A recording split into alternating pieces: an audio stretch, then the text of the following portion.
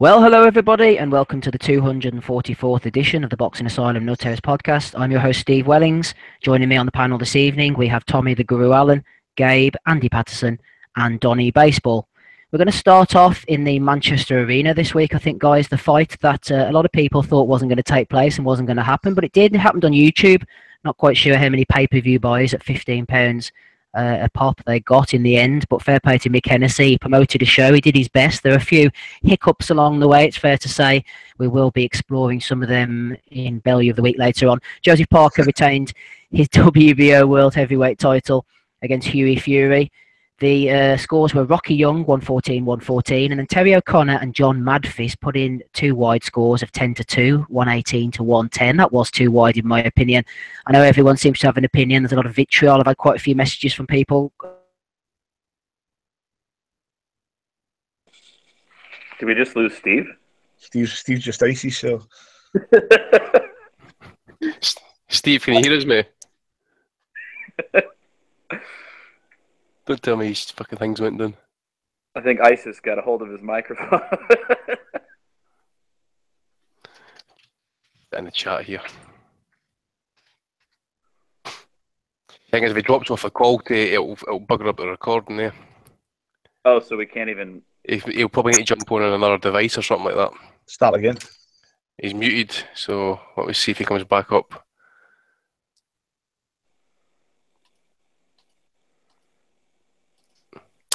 Anyways, I'll probably just...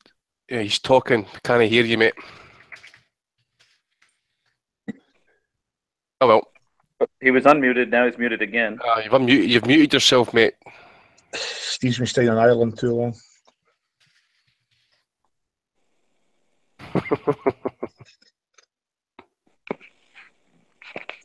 There, he's back now. He's unmuted. Still can't hear him, though. Alright, we just need to kind of jump ahead with him without him now, so I'll just need to jump into the hot seat for a couple of minutes till he gets his shit fixed out. I think he's talking about really was Parker Fury, two wide scorecards, 118-110, and Rocky Young had it 114-114. Guys, I had the person at 115-113 to Parker. It was brutal to watch sometimes, it was, Parker, obviously, I think I just gave it to Parker purely because he was trying to force the fight. Fury was, was obviously in the back foot. That jab he was throwing, it wasn't really a jab as such. Okay, he was landing it a couple of times and stuff, but it was more like a kind of flicking jab, kind of a hindrance to Parker to try and kind of put him off or rather kind of stop him from kind of like charging in. Tommy, I think you says Fury was going to win the fight, mate. Give your take on it. Shit. I'll start off by saying it was absolute garbage. I expected a better fight than that. I thought last night that Hughie Fury looked like a fighter that had been off nearly 18 months. His timing, when he did try and throw the right hand or the left hook, which wasn't a lot, it was missing by a mile, wasn't it? Timing wasn't there. But to be fair, his movement was good last night. He moved well. He negated pretty much everything that Parker done, everything that Parker nearly threw or missed. I thought Hughie won the fight. I scored the 8-4 from him, but it was an absolute nightmare of a fight to score, and I couldn't argue about anybody's cards. I just thought maybe early that I agree with you, it wasn't a jab, it was more like a peck, wasn't it? It was pecking away with it, and it wasn't landing consistently, but I just felt that it was landing enough where he could edge the rounds when Parker wasn't landing at all. As I say, there's absolutely no problem with Parker getting a fight or a draw, but I felt Hughie won it. It was probably one of the worst heavyweight title fights I've seen in a long time. I was really looking forward to that fight, but talking about rematches, did anybody really want to see that fight again? I don't think so. Back to the drawing boards. The thing is, there's two young guys, but Parker's only 25 and he's 23. There's plenty of time for the both of them. I'd like to see Hughie definitely get active again. Maybe he's 5 or 6 fights in challenger top name. Parker's obviously, he's going to get some decent fights just now, but he's going to get beat with your Joshua, your Wilders, and are going to beat him. Your Tyson Fury would absolutely toy with him, but absolutely terrible fight. I don't know what else to say about it. It was garbage. I didn't even want to talk about it now, to be honest. That's what I'm saying. How much can I actually mention about it? I mean, I see when I was on Twitter last night when it was on. I'm scoring my share and I'm looking at other scores, and every score, there's nobody really had the same score at any point. Everybody was all over the place. It was a harder fight It was really difficult to score, wasn't it?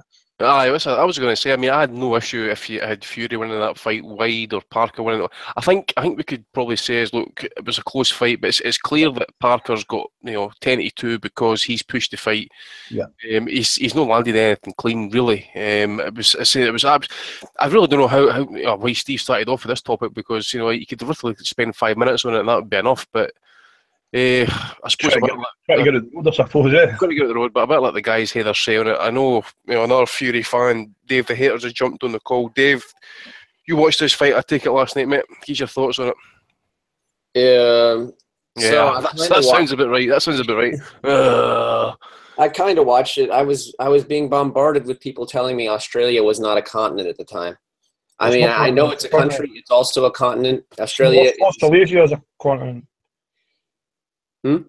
Australasia is a continent. Australia is a continent. Well, some people call it Australia. Some people call it Oceania. It's called multiple things. I don't It's believe not called Australia. Australia is a continent. Australia is both. I don't think there's one If you're American, source. Your opinion on geography means absolutely fuck all. There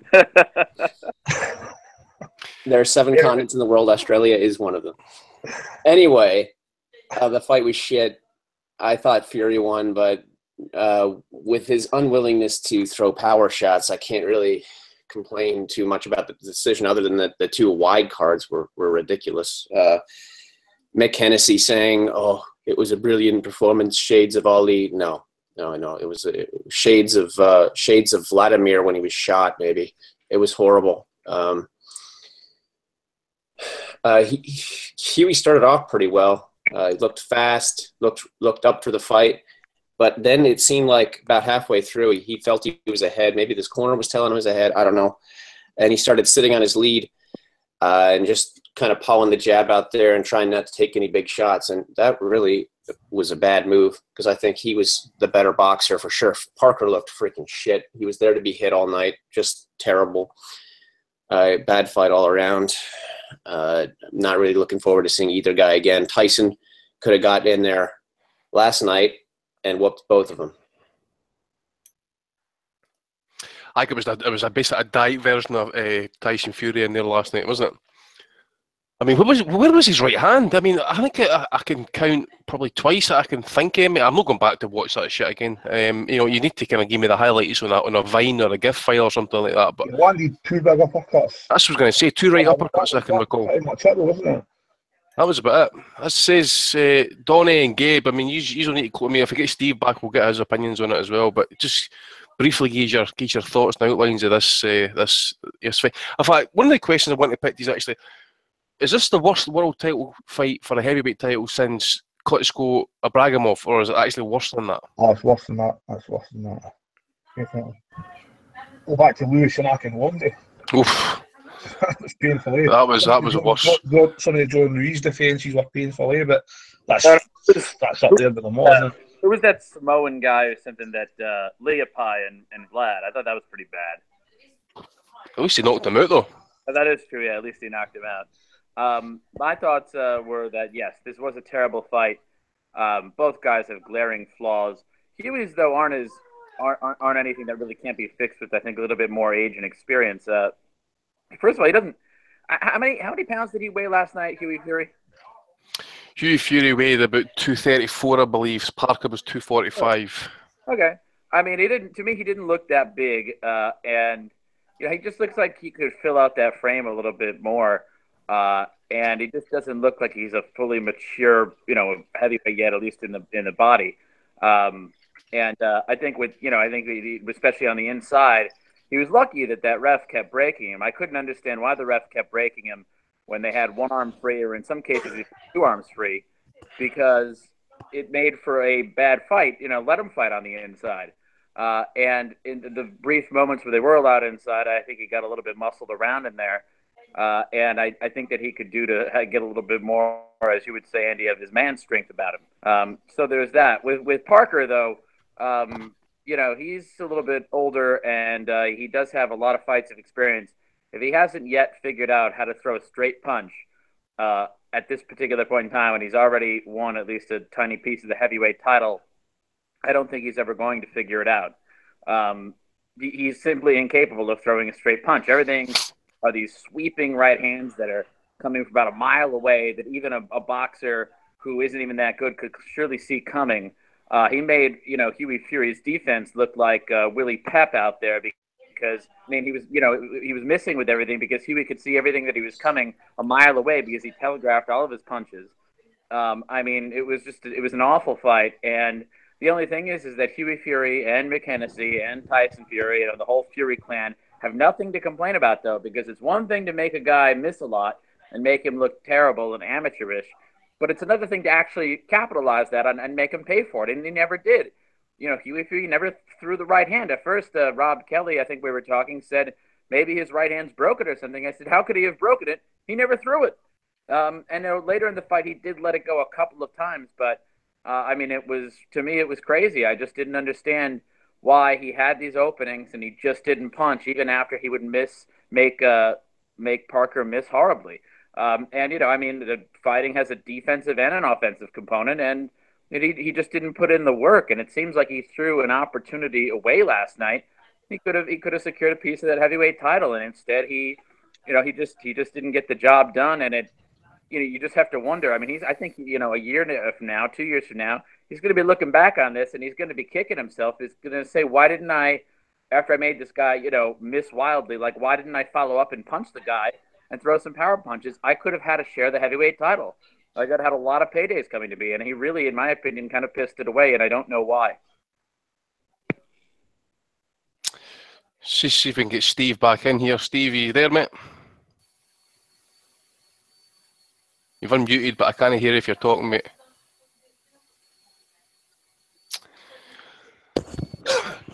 Absolutely no dedication, that boy, has he? No.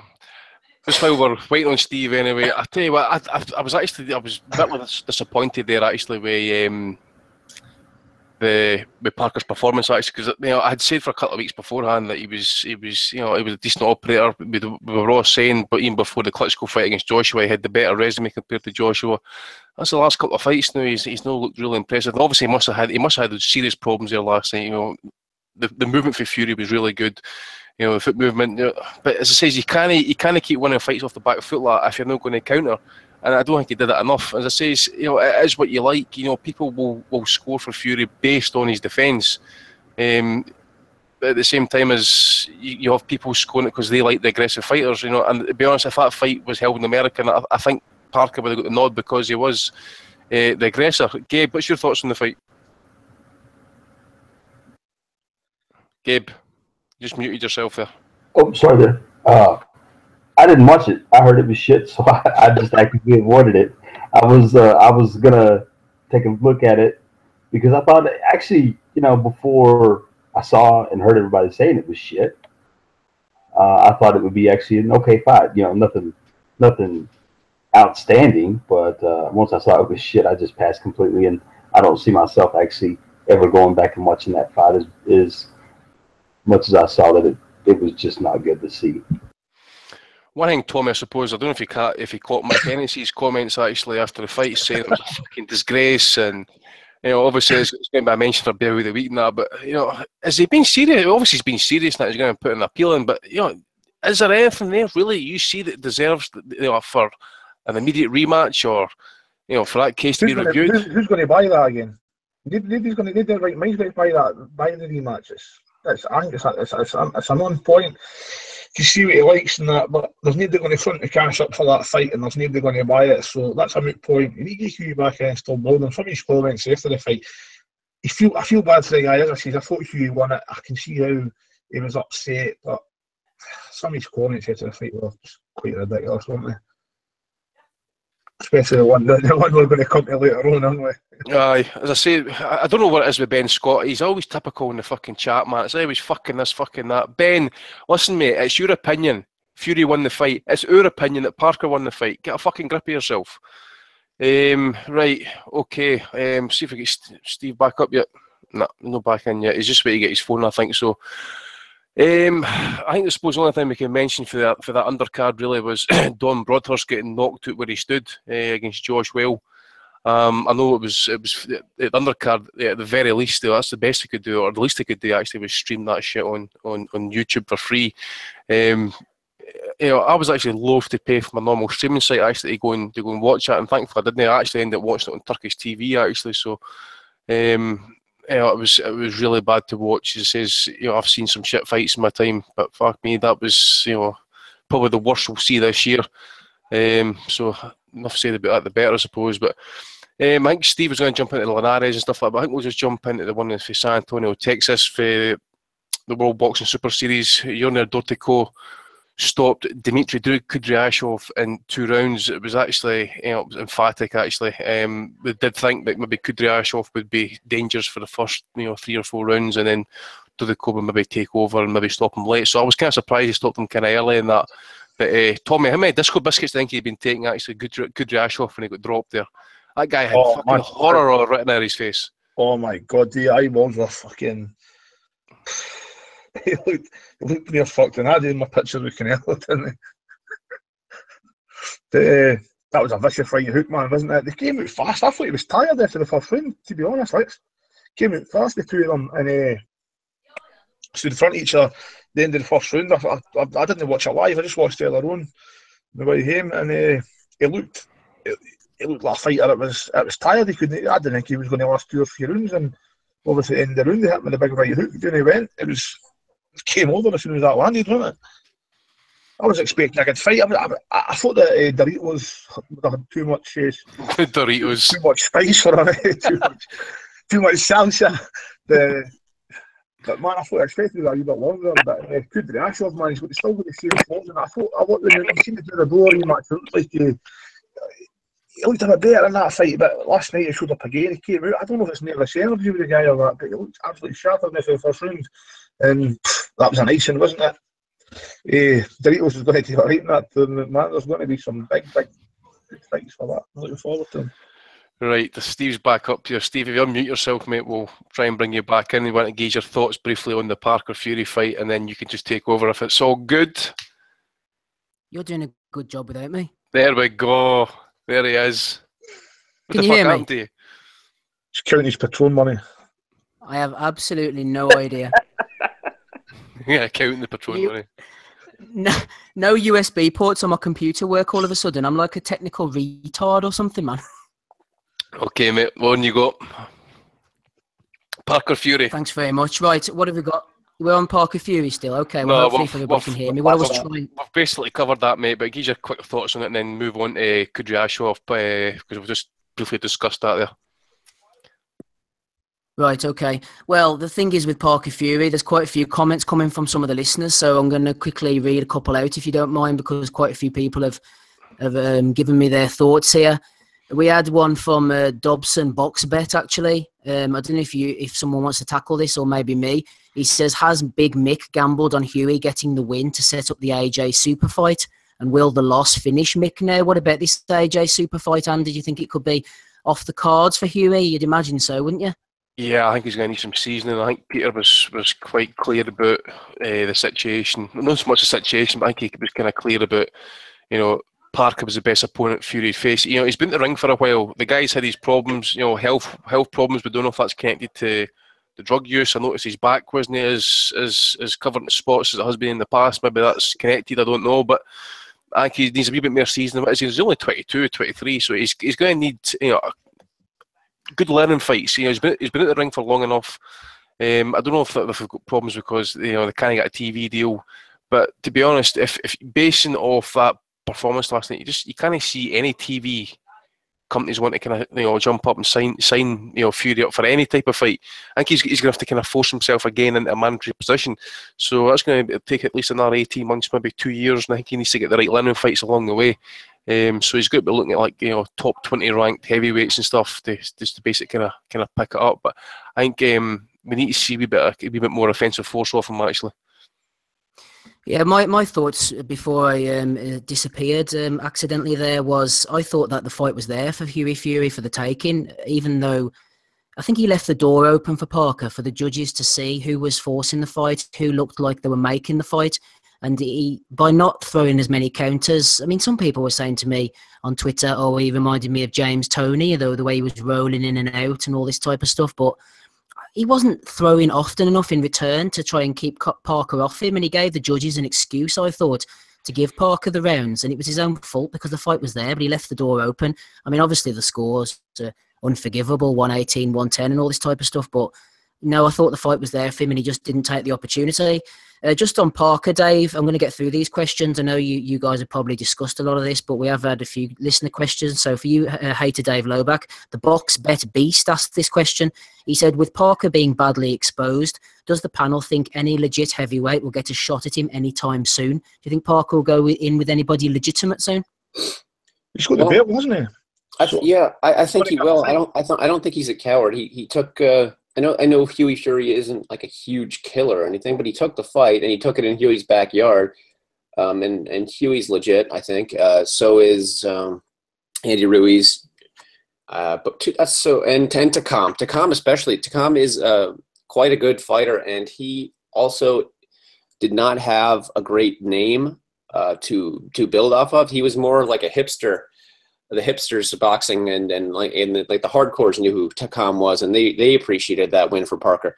But as far as like casual fans, I don't think that Takam win is going to meant too much as far as cementing Parker's legitimacy. So I think he does have the balls, and he will take on whoever as long as the money's right. Yeah, I don't see him avoiding people.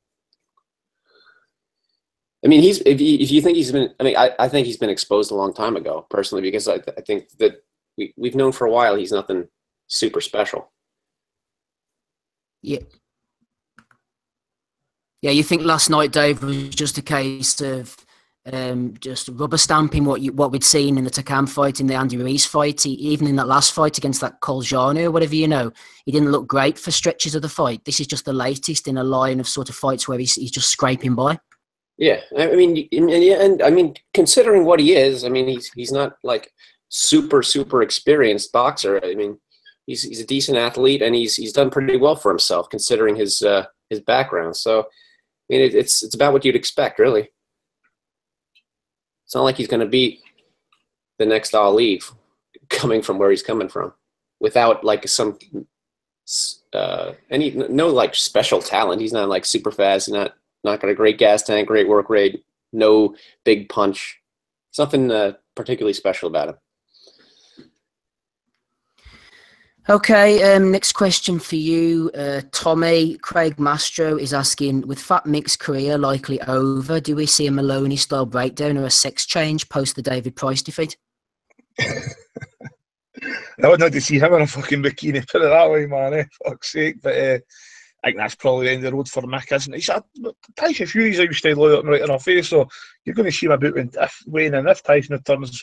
To be honest, though, Tyson had a pop at Robert Smith last night in the ring. I don't know if any of you seen it. It was highlights online today. So I saw it. It's probably not looking good for Tyson coming back anytime soon. He was losing his shit, wasn't he? Yeah, but the Fury seem loyal guys. He'll stick by Mick's side, but I can't. That's going to be the last show that he pits on independently, isn't it? He struggled for a TV deal and that last night. I can't see there being many buyers of that fight. It was I didn't buy it. I was going to buy it, but I ended up the Onyx A&E. I've got a subscription there, so it was only this. I just watched it there, but £15 here yesterday and 25 in America. So it was no undercard. Nobody was going to buy it. So I think that's it. Unless Mick can pull a rabbit out his arse, he's pretty much finished, isn't he? Call it. How much do you think? How many buys do you think it did? I think I'll be lucky if it done 20,000. 20,000. That's quite generous. Lucky if it did that. I'll put it to you this way. There was a guy streaming on Periscope last night, and he, I think before the main event, at its peak, was just over 2,000 viewers. Right. So you can imagine if there was a handful of people doing that across Facebook and other stuff. When there's Joshua fights on these, some of these start getting 100,000 views and that, so it shows you the scale, So. No, I think that was it. That was his roll of the dice last night. He took that fight, put the money up, hoping they'd get the win. Hopefully get into Joshua, but it's backfired. And I think they touched. I only touched the judge on last week, 118, 110, but 118, 110 last night was fucking. That was disgraceful as well. Hopefully the judges not have kept. I can't see it because I've been doing it for years, but bullshit. I can see the mix upset, but I can't really complain. Who didn't exactly go out there and set the world like yourself? So here you go. Excellent stuff, Tommy. I'm switching devices faster than I'm switching women at the moment, so hopefully everybody can still hear me at the moment. A bit of a mare tonight, but sure, we shall proceed. Big Rob Kelly's just jumped on the call. Welcome to Rob. Let me just come out of this window because I can hear two of me, which is not a good thing. Winging it tonight, boys, big time. Right, who have we got on here? Rob Kelly. Rob, you're very welcome. What's your thoughts on the Parker Fury fight? I think you're a bit like me, weren't you, Rob? You were thinking that Fury was doing okay early on, but down the stretch, he was maybe just moving, just running backwards a little bit too much. Yeah, I think when you look back at it, it might have been a bit of a jump for Fury to go straight into a world title fight. You know what I mean? He had the cancellation and then a huge period of inactivity. Just wasn't doing enough, really, was he, in the second half of the fight? Like, but still, I thought it could have been 2 rounds either way. You know what I mean? I thought if you were going to give it to Fury, it's 115, 113. Wouldn't be mad at the draw. Not mad at 115, 113 the other way. I thought Parker was missing with a lot of the stuff that maybe was catching the judges' eyes. In the first half of the fight, Fury was kind of parrying everything, and the stuff that he did hit him with in the end, it was the kind of more glancing stuff, but it was eye-catching for the judges. Oh, hold on. Excellent stuff, Rob. I was gone there. Sorry. I thought I got an error on my screen. Yeah, but sorry. Yeah. Carry on, yeah. I was thinking like that. I don't know. Obviously, you got in the tournament to the judges, but you cannot give that fight 10 rounds to Joseph Parker. It's just impossible. I'm not saying Fury had a good performance. You know, I'm a big fan of Hughie Fury. I wanted him to do it. I'm not saying he definitely didn't perform. I think he got tired. He didn't throw the right hand at all. Like in the first 6 rounds, he hadn't thrown the right hand, and it was there for him. Like Parker was swinging wildly. But I mean, I think to say a robbery is, I think probably you could argue the guy won the fight, Parker won the fight, but 10 rounds to 2 is just abysmal. Like, I don't know where we go from here. I'm getting tired of week in, week out talking about bad decisions. Like, it's always something. It just takes the shine off of everything. Like, you know what I mean? Ruined Golovkin, Canelo, ruined last night. Not that last night was a great fight and needed ruining in the first place, but it ruined the outcome is just, you just sickening taste in your mouth, though. Yeah, you're just finally, Rob, before we bring Gabe back in, you're the same as me regarding the robbery. Robbery talk's just a bit too strong. Yeah, I think Parker came to fight. You know what I mean? He definitely came to fight. I think he looked like he felt like he needed a knock, so he was trying to knock Fury out. He was winging a lot of shots. I think if you're going to lie on the ropes, you got to be able to do something when you come off him. You know what I mean? You can't. You have to. I would have liked to see Fury hold the center of the ring a little bit more. He just seemed to be content to walk in circles, and that's not enough. Like, you got to let your hands go. So you're trying to win a world title. You know what I mean? And like I said, big fan of Fury. I thought they probably got the tactics right if he could just let his hands go a little bit more. Gabe, we had a question just come in right before we're about to go on air from Marvelous Mendo. Marvelous Mendo was asking us about, he said, with the Furies getting robbed after taking a puncher 12 rounds and not looking like he got punched, I wonder if Tyson feels like he dodged a bullet, as if the boxing authorities can do this for Parker. They would have definitely done it against Klitschko. Think it's time for Hughie to find a new team. There's a bit of a conspiracy vibe there from the Marvelous Mendo. Do you think that the Furies are being picked on, Gabe? No, I highly doubt that. I don't think there's anything going on. I don't know. I really don't keep up with Hughie that much, so. But I mean, I guess if you sit there and listen to Tyson carrying on about how he's getting jobbed by the Board of Boxing, I guess you might come to that conclusion, but it seems a little bit off to me. I mean, I don't know, without having watched the fight, it's hard for me to say exactly what happened there. But from the sounds of it, I think people are not pleased with the result, and I don't know. I don't think so. It sounds like fucking Matty and his conspiracy theories.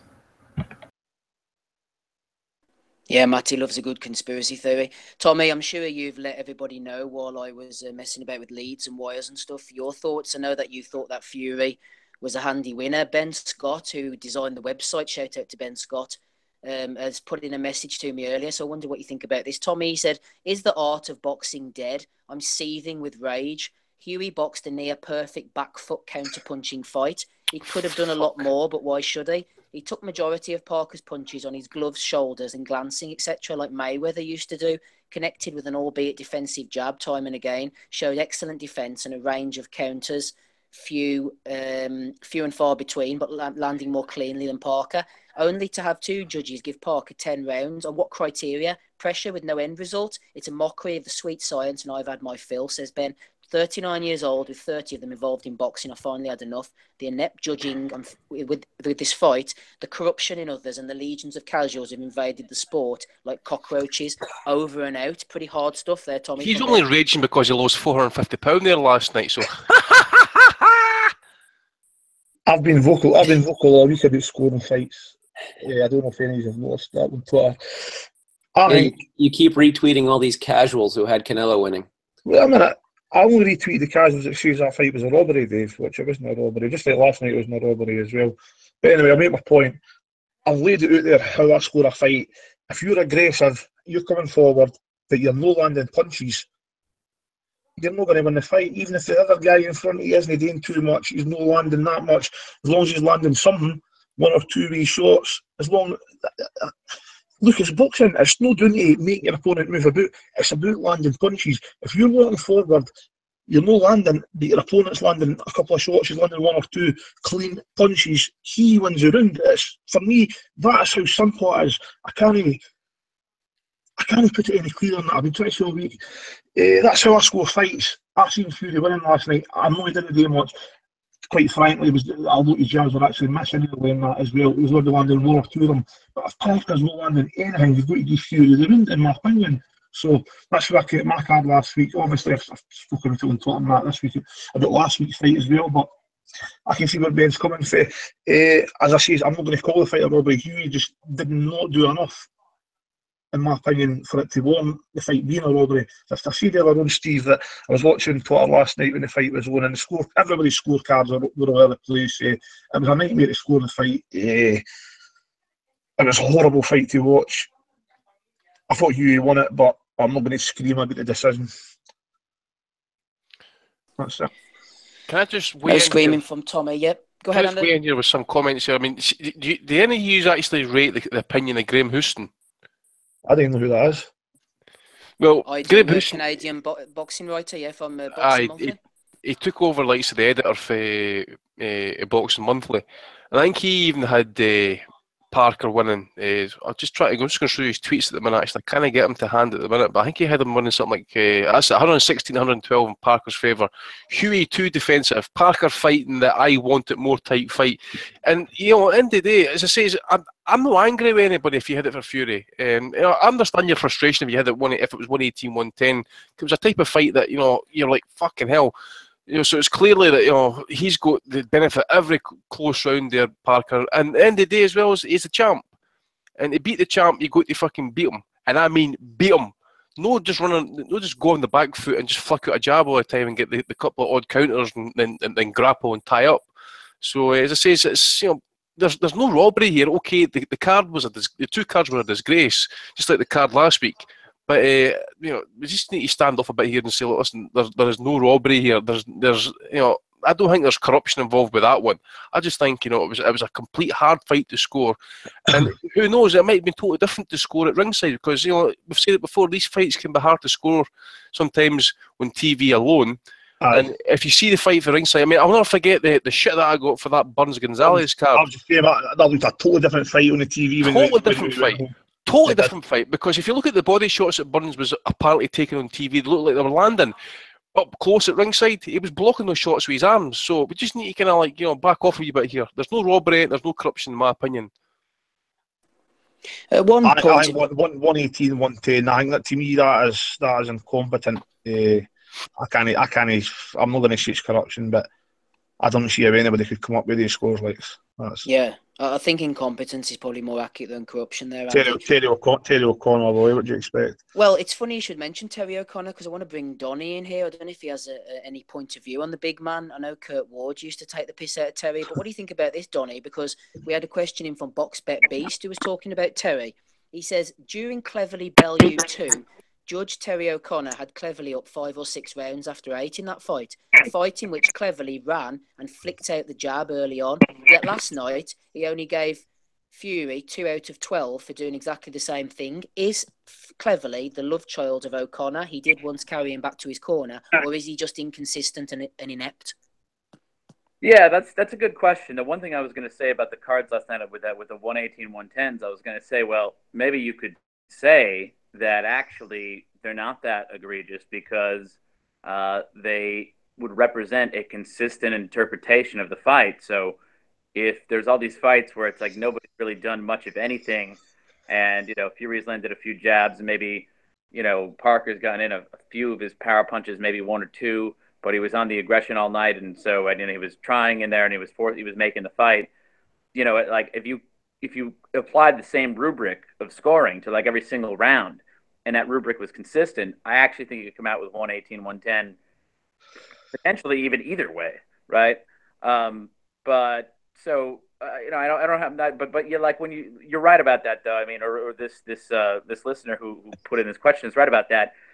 If you just have this consistent rubric of scoring and at least you're consistent, that's good. But if in another fight you seem to judge the entirely opposite way, it would just seem as if you don't have a way of scoring rounds and you're just maybe going with I don't know, with a whim or something. I mean, it is frustrating. I mean, like you'd rather see consistency from judges than inconsistency, even if you think the judge is wrong. I think it's just better that they're consistent, and when you don't get that, that can be very frustrating. And it could also be difficult for the boxers too, because I'm sure that like fighters look and see who's been assigned to a fight and say, well, is there any consistent pattern that this particular judge favors or something? And maybe they try to do something. Does this judge like to give it to guys who flurry at the end of the round? Okay, well, I'll throw a flurry at the end of these rounds. I think that they do look at that stuff. I think they'd be crazy not to. Yeah, I mean, I think all we want in boxing is consistency. Donnie, have you spoke to who, but what yet? No. No, I'll speak to him. Just give me his phone number. Just final point on Parker Fury. I'm sure nobody wants to talk about the undercard. Are we all agreed Parker's the weakest heavyweight belt holder? Can I be a casual for a second? Go on. Wait, how exactly did the WBO get freed up again? Somebody do the timeline, because I remember the IBF got freed up when they were screwed over Vlad or whatever, and they said he had to do the rematch instead of you know what I mean, with Fury. No, Fury dropped didn't Fury have the WBO and he had to drop that as well? What was that? Because of mandatory requirements or something? Oh, okay, all right, yeah, that makes sense. I think I'm right in saying that off the top of my head. It's such a shame that the titles got broken up. He was strapped to the WBO, didn't he? Yeah.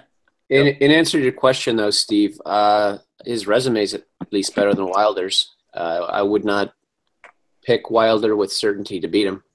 That's for sure.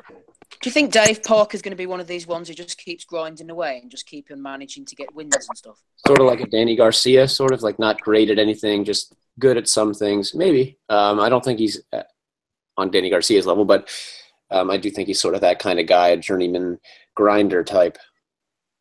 Well, he showed a better gas tank, I think, to be fair to him, although Fury wasn't exactly pushing him hard all the way through the fight. But all in all, I don't want to see a rematch. I'm not really interested. I think Parker will go on and defend against the next WBO, whoever's putting him up. I haven't got the rankings in front of me, so I don't know who they'll be putting him up in front of. Maybe someone else will know. Right, anyway, is any more comments? Does anybody want to talk about Parker Fury, finish it off? Any undercard comments? The undercard was free on YouTube. Come on, Tommy, you get the breakdown. Madonna Singleton. I watched the broadcast fight and I watched the Murray fight, man. It was pish, wasn't it? Fucking hell. Terrible. I think we'll move on. I think Tommy's summed that one up. Right, let's go over to the Forum, Inglewood, California.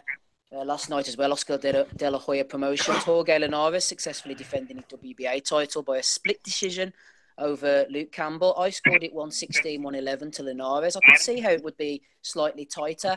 I I don't know if I could lean towards Victor Loughlin's card in favour of Campbell, to be honest with you, though, Andy. I thought Campbell looked out of his depth early on, but he boxed his way back into the contest during the middle rounds. And then towards the end, I thought Linares just pulled away. I wouldn't disagree with HBO's scorecard, to be honest. I thought that was fairly accurate. Linares, though, didn't look as all dominating as usual. I thought he blocked a few of Campbell's shots, but he also took a few as well. Looking forward to a fight with the likes of Mikey Garcia, I'd fear for Linares a little bit. What did you think of the Campbell fight, though, first and foremost? I had it 115, 112 to Linares. Just like you said, like a kind of fight of two halves. You know, I did think Campbell was not so much getting outclassed, but I thought Linares was quite a kind of clear winner some of the early rounds, and then Campbell got himself into it. Started having some success with the jab, straight left hand at times, especially the right hook. Couple of wee kind of left kind of lead hands to the body and stuff, trying to slow Linares down. But I did think the quality was definitely coming from Linares, and I think he was the kind of sharper shots. Campbell, to be honest with you, I've been quite down on him over the last few months and stuff, or longer than that actually. I think he actually kind of upped his game there last night. I didn't even know this actually, but I read earlier on the day that his dad died a couple of weeks back before this fight, so I know he'd been battling cancer for a while, so it's sad to hear that. So you just don't know if he's maybe kind of like upped his game based off that. I don't know if his range was giving Linares problems. At times it did look like the fight was kind of turning a little bit, but as I say, I think Linares was definitely a kind of clear and comfortable winner in the end. I did notice one of the scorecards had like an even round. I think it was the last round and stuff. I did notice Victor Loughlin, who's generally a good ref, as a judge, I think he had. I'll need to get the card out, but I'm pretty sure he either gave Campbell every round from either round 5 or round 6 through to the 11th, and scored the final round 10 each. And he had it was at 115, 113 to Campbell. So I don't know. Okay, as I says, Campbell kind of like he came on better on the second half of the fight, but I don't know if he swept it right across the scorecards like that. I think that's wrong. I think it was Brian King that basically says as well, as I think a lot of these judges are maybe putting in 10-10s to try and kind of keep the score, to make sure that the car's no wide and stuff like that. But I think it's a cop out. If you're going to score 10-10, I thought Linares won the last round. That's just my opinion, but who knows? And he scored them last round. Aye, and on your last comment, Steve, I think based off that, Garcia is, okay, I'm not going to say there's levels to this shit because Linares is a really good operator, but I think Garcia's really in his physical peak at the minute, and I think he'll maybe stop Linares actually, who's maybe just on the downslide now. Even though he's got this impressive run of victories together and stuff, I still think there's definitely a wee bit of kind of brittleness hiding there. We all know this.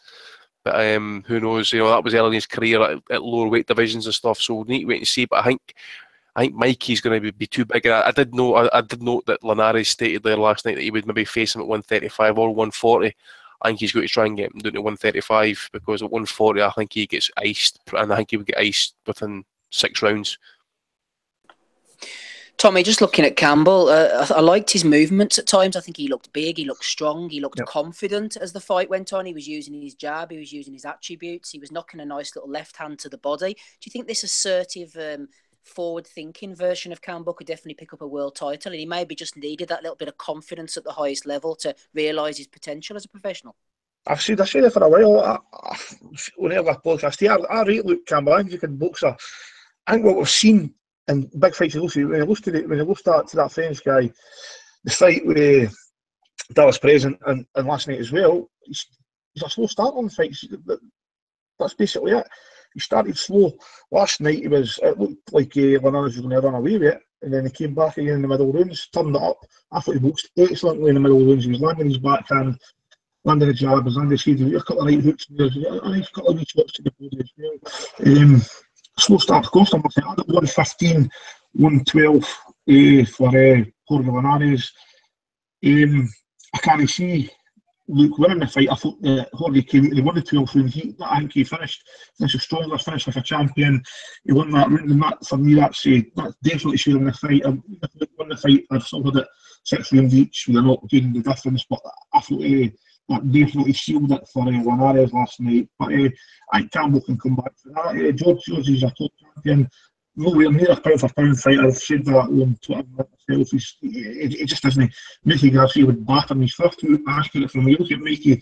He doesn't waste any shots. And the word he's easy to hit. Let's be honest. He's been caught for his career. Cut hurt multiple times. Multiple fights. His face is paper, to be honest. He's going to be too accurate from Mickey Garcia. I can't see that fight going too long. Mikey's got a good chin as well. We've seen him in there with some good fighters. He's took some good shots. It's an easy fight for Mickey Garcia. Tommy, I think you're a wee bit distant, mate, sounding, so I don't know if you can fix your sound a wee bit. I'll try and turn it up a wee bit. I know, guys, but that's better. You sound better there, Tommy. Yeah. Donny, I'm not sure how familiar you were with HBO obviously seemed to like what they saw through the middle rounds anyway. Impressions of this guy coming over to try and wrestle Linares' title away? Donny? I thought he did a good job. I thought he showed a lot of heart after taking that early knockdown and sustaining a deep cut, which, although it didn't necessarily run into his eyes and blind him the way a cut over one's eye would, I think psychologically a deep cut like that on your face has to affect a fighter, and he is a young fighter, and he hasn't had a tremendous amount of experience with setbacks, and certainly not in the sense that in the way that Linares has. When he's had literally everything going right from a fight, and then had it all just blow up and blow up into pieces, and so Campbell came back from that. He showed his grit, he showed his toughness, and what I think you saw there was a very, very good fighter. With elite level talent in Linares, who's maybe just starting to fade just a little bit at 32, and a guy who actually I think came of age in the ring last night and showed that he could compete with somebody at the highest levels of that division. I think a lot of people wrote him off after that loss a couple of fights ago to what was that fellow's name that he lost to? Campbell lost to Ivan Mendy. Mendy, yeah, I was going to call him Montero for some reason, Mendy. But anyways, I think people started writing him off and saying, well, he had too much an amateurish style, and it turns out that actually, he did some excellent things in there last night. He used his range. He picked Linares off as Linares would be coming in, and he would just time his shots at the perfect opportunity just to sort of keep him off balance and not let him do what he wanted to do. I thought it was a close fight, and I don't think the card for Campbell was outrageous by any stretch. I thought it was a very, very close fight that could have went either way, and I'd love to see a rematch of the fight, to be honest with you. If the Mikey Garcia fight cannot be made for Linares, I can't think of another fight I'd like to see better for him. I thought last night's affair was action-packed. There was a lot of technical boxing involved, but also a lot of hitting, and these two guys really gave it all last night, and I was very pleased with the fight that we got. I thought it was an excellent fight. Hey to Dave, I can't remember who you picked last week whenever we were talking. Linares' movement's really nice, isn't it? He shuffles the feet, he's very fast, the left hook was working, that right hand that he picked was an absolute beauty, and it opened up a cut on Campbell, who showed a commendable heart to come back from that, but Linares, do you think he's just starting to show the signs of a bit of deterioration? I don't know about that. I think he's about the same as he's been the past couple of years, past couple of fights. I picked Linares, 8th or 9th round stoppage, the same as Andy. But what I was really impressed with was the dog in Campbell, because it looked to me like in the Mendy fight, he quit on himself. He kind of stopped trying to think of ways to win. It seemed to me like he was thinking of, well, this is probably my first loss, and now how am I going to react to it? He was already sort of accepting defeat before the final bell even rung in the Mendy fight. Last night he didn't. He worked his way back into the fight, boxed cleverly, and outthought Linares and got him to fall into his game plan. I think Linares is still better and more talented, and I thought Linares was a worthy winner, but it was close. But Linares just got sucked into his game. He like you could tell the distance between the two guys when Linares was thinking, because in the 11th round he he looked much better. Thought he won that. And then in the 12th, he looked like he did at the start of the fight. He was moving around, barely getting touched, outboxing him, landing clean shots. And a lot of it had to do, I think, with him coming forward and like just kind of following Campbell around for several of those middle rounds. And he looked quite bad doing that. He would just run into counter shots, especially that counter right hook and the straight left to the body. And if he had thrown in a bit of backward movement, or a little bit of thought into what he was doing, besides just, I'm going to get this guy, I'm going to move forward to him, I'm going to chase him down and hit him, I think he would have had a lot more success in there, and I thought he would have won a lot more clearly. But fair play to Campbell. It's down to him, is not just Linares being dumb. It's down to Campbell that he got him to do that and really figured out a way back into that fight. And to the point where his promoter can say, Campbell won that fight on Twitter, and to the point where they can definitely sell a rematch. It was closer. In the first couple rounds, it was like, wow, Carolla did a lot better than this. But by the end of the fight, it's like, wow, this was a lot better than Carolla. So fair play to Campbell. No, if you get Eddie Hearn spouting that type of shit on Twitter, eh? Never.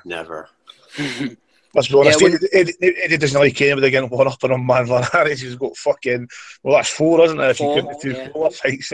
Wouldn't be surprised. He's got to be trying to sign Sergio Thompson and DeMarco next, isn't he? He might bring Linares back to Hull for a rematch against Campbell, pay him a lot of money to try and get him beat.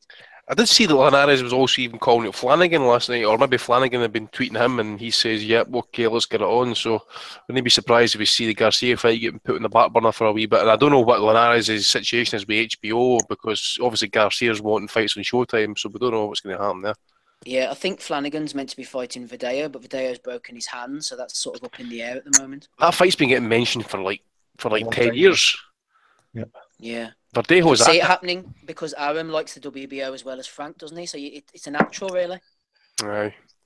Verdejo's picking up too many injuries now, man. He looked a shit-hot prospect. Yeah. He's fallen off the cliff. We asked at the time, didn't we, Tommy? Is he going to be the new Trinidad or the new Juan Manuel? Yeah, he was definitely looking good, eh? I see Juan Ma's fighting next week as well. Jason Velez, that's right, yeah. Aye. Is he fighting Wilfredo Vasquez's trainer? No, that was for charity. That's already happened. That. Oh, right, that took place. I didn't even realise.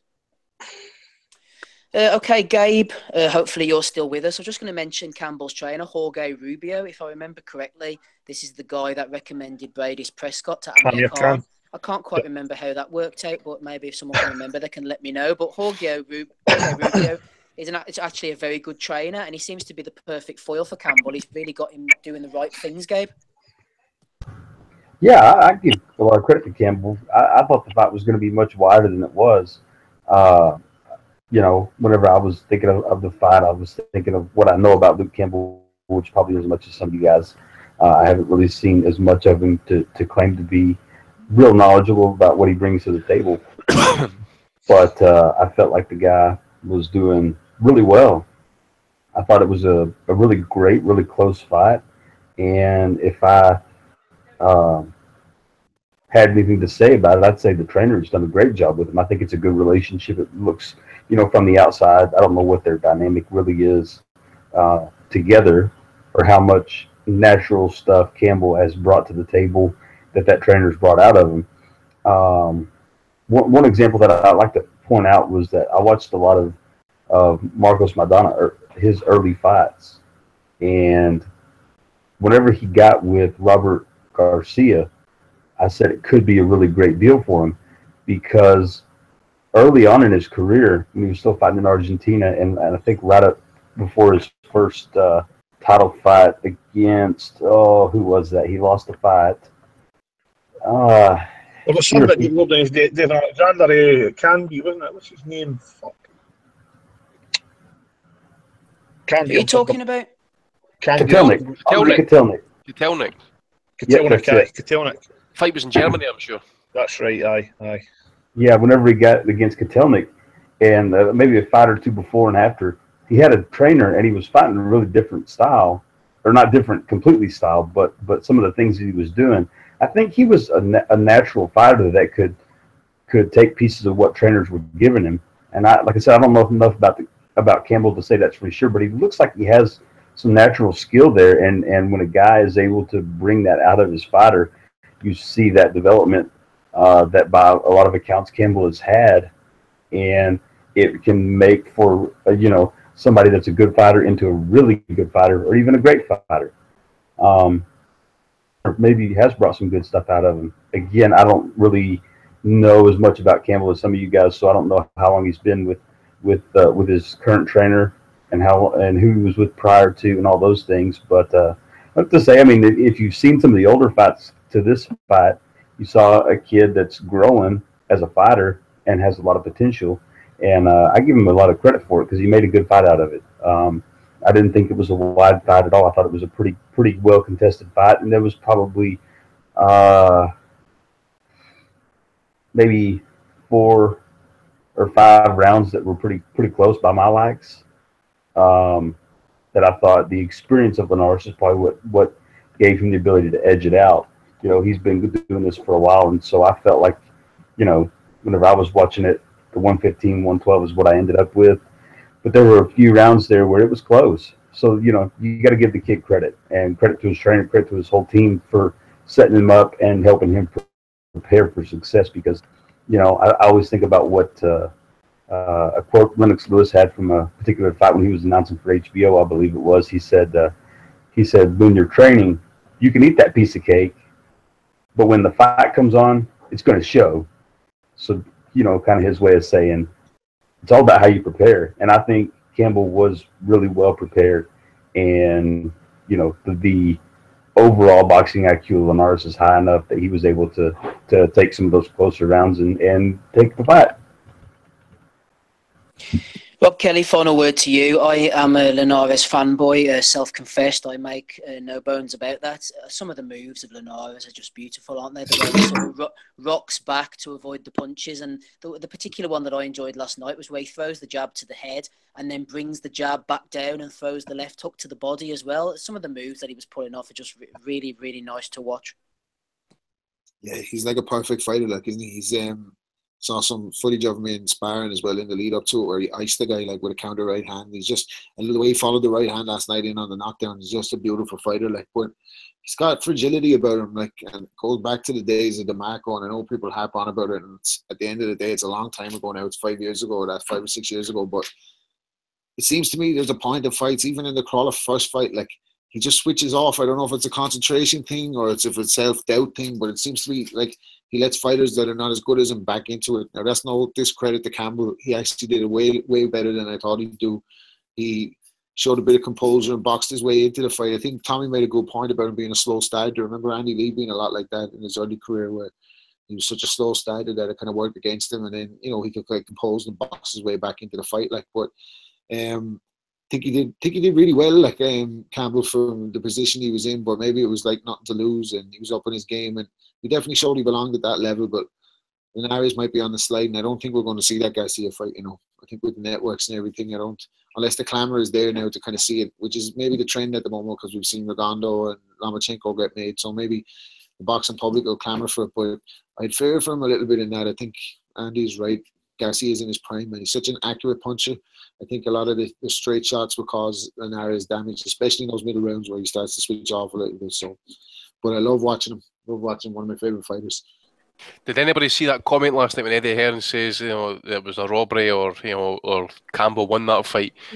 Took for Bellew, yeah. Somebody actually, quick as a flash, came back and says Eddie laid Bird. Yeah, I like he's that. Dreaming. What's he thinking? Oh shit! What's he thinking? Are you fingering your dog, Rob? What's that? Sounds like a dragon. Sounds like no, but I think the little fucker. I don't want to say. I think it's after getting knocked up by the black Labrador down the road. Tell me back. You better go and check out the back just in case Joe Gallagher's hanging about out there. Oh, no. Holy shit! I think that's enough. But no, he's dreaming. Eddie is dreaming. There's no way you can. Look, Campbell did well in the fight, boxed his way back into it. Well, Linares had a couple of rounds to spare, I think, and but Luke Campbell did well. I think I'd like to see Flanagan, but I think Linares would do a job on Flanagan even still. I don't think it'd be pretty, to be honest with you, watching Flanagan spied, tarantula with his big tarantula arms, octopus arms all over Linares, trying to hold him while Linares trying to get free. Yeah, no, maybe not. Maybe not. I do agree with Rob, though, about Garcia. Even though I'm a Linares fan, I think Garcia's straight, hard, accurate punches would literally and figuratively slice him up. Anyway, talking about slicing up, the Russian Hammer got sliced up last night. My pick to win the Cruiserweight tournament, Junior Dorticos. Dortico knocked out Kudryashov in the second round. We know all about Kudryashov. Andy, he's got no gas tank whatsoever. He started putting his hands up now, but he is a massive puncher. I think one thing that shows he's a massive puncher, Andy, he was catching Dortico with some body shots, and Dortico was breathing a little bit. I mean, there's no doubting that this guy punches like an absolute monster, but he can't take a shot, unfortunately. That's the problem. That's the thing sometimes with these big punchers. That's sometimes they're not really got good chins unless your name's Golovkin, really. But we briefly touched upon it there when you had your sound issues and stuff. I'd say probably the best thing about that knockout was just seeing like Kudryashov lying on the ground there, like looking with this look of horror on his face. He had absolutely no fucking clue what had happened. He took two quality right hands to. I don't know if he landed slightly behind the ear, but it was like definitely on the side of the face and stuff. It was weird as to how he went down. It's clearly he can't hold a shot, as we all know against Duradola. He blew his wad and he was out of gas within 3-4 rounds and stuff. I know he had problems. I think he missed the weight by half a pound and then finally made it and stuff. So you don't know if that's maybe played a part in it, but it's down to levels at the end of the day. I mean, okay, he's a banger. There's no question about that, and he keeps his hands up sometimes. He does try to dig the body, but if you're able to take his best shots, and this is the reason why I did think it would maybe go slightly longer, because I thought Dortico, because he'd been out of action for such a period.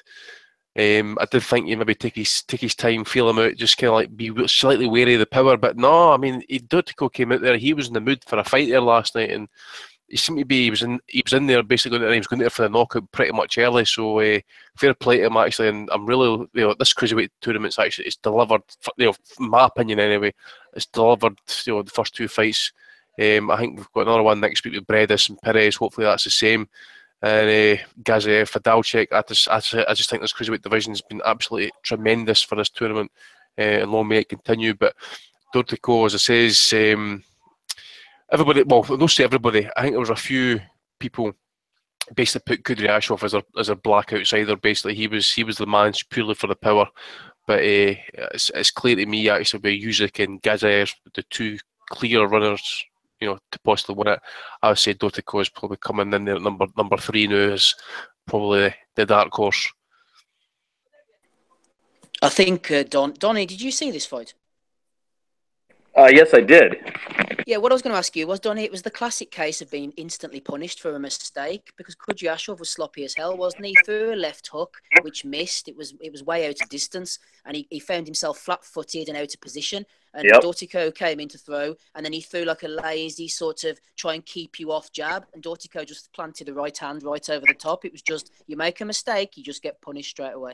It was textbook, yeah. I mean, it was like literally. I mean, like you just said, he found himself out of position and overextended, and instead of going right for it, so that he kind of distracted him, like you said, with a jab, and then bang, right, followed that right up, and it was right, kind of like where the jaw meets the ear. It looked like to me, and that was a beautiful shot. And I don't know who was it.